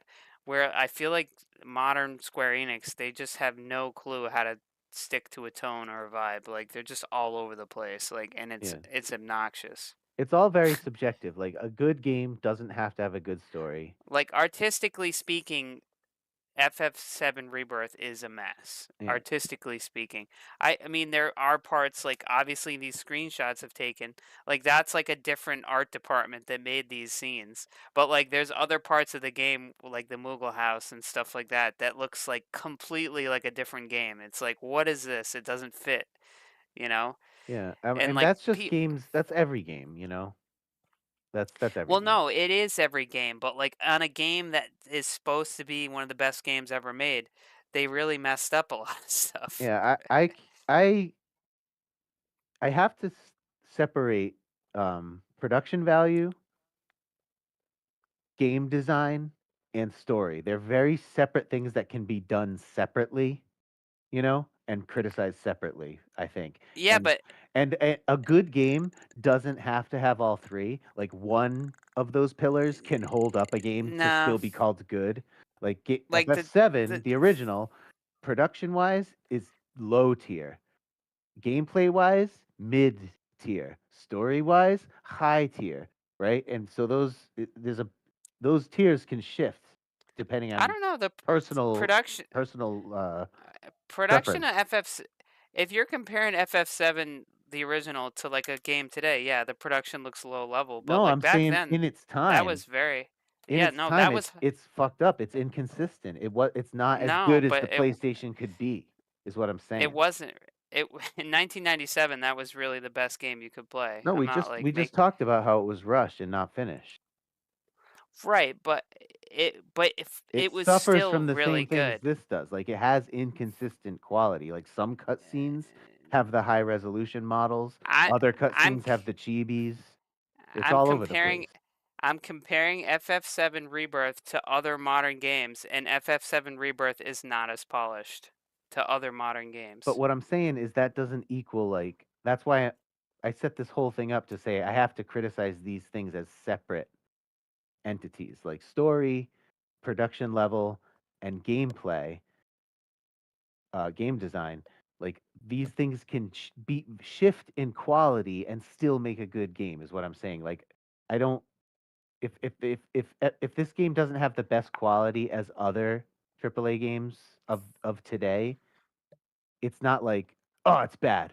You know what I'm saying? Like it doesn't It's not have to so be much the best if the it's story not and the the gameplay are good. You know what I'm saying? it's not the quality as much as it is the inconsistency of the But visuals. then I Like go back, that's just how games are. Like you're gonna have in-game graphics and you're gonna have but not all cutscenes. no, I'm not Not saying all, not all but a lot. think of Genshin Impact. Like Genshin Impact It does. visually, that Genshin game does it too. Like when it's in no, engine, that game always the looks characters good. don't emote. They don't have facial expressions. But when it's a cutscene, they have facial expressions. Well, whatever. That's not a big deal. I'm talking like in FF7 Rebirth, there's like whole scenes of the game that look like a different game. Like it doesn't Right. it like I know I agree, but I'm saying that doesn't Genshin doesn't disqualify do it that. from being a good game in my mind. Like it's okay if it's not the best, as long But as that the whole but that experience works. but that adds up. Like it's not just that. It'll be like a mini game that sucks and Sure. then another mini game that's a little better. Like the card mini game's pretty good actually. I would say it's pretty good. Some people hate it, but it's still the best mini game in the game. And some of the mini games are just like god, they're just awful. It's like why would you ever want to like who decided that this needed to be in the game? It's Yeah. terrible. Like there's no reason for it to exist in the game. So my point is, like Final Fantasy VII, in my mind, if I have to go back and like pick out games to play, like the graphics aren't my favorite from that time period. There's other games that I think have better graphics. Right. And then the game play is pretty good. It's one of my favorite turn-based games from that time. But I kind of would rather play Super Mario World. I think that's a funner game to play, you know? But it has no story. Graphics are pretty good. But the art style is, it's Mario. It's not like my favorite thing. But it's But fun. Mario But the Super physics are fun. And Super Mario World music's great. is definitely more cohesive Yeah. visually. And the game design is more balanced than FF7's battle system, right? But I like the way you can mix and match materia. That's really fun. And I like the way you can break Final Fantasy 7. Like it has a charm that it's kind of like janky. And but because I'm such a story guy, I just like Final Fantasy 7 so much that it's like one of my favorite games ever because it made me feel. And it's the story, the music, and the mood, and the characters, and the way it all feels. The game could be shit, Right. and I would still love it. And the graphics are Right. shit, but I still love it. Right. Right. That's my point. So if this game was shit gameplay and shit graphics, but they nailed the story, I would be like, awesome. I get to see like a higher res, properly proportioned Cloud for once in a game. But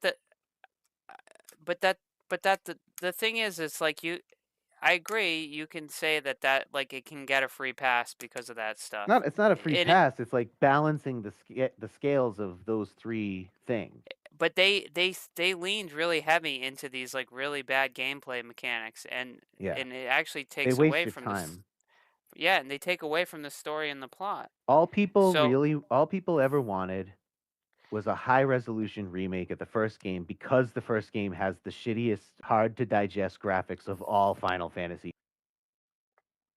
Like 7 stands out graphically, like shit to most people. Yeah, it has a charm. I like it. I think it's charming. I'm fine with the old graphic.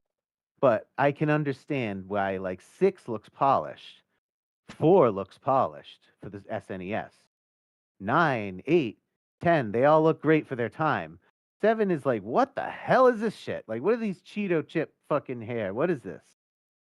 It's a mess. Like, it deserves a remake. People just wanted like a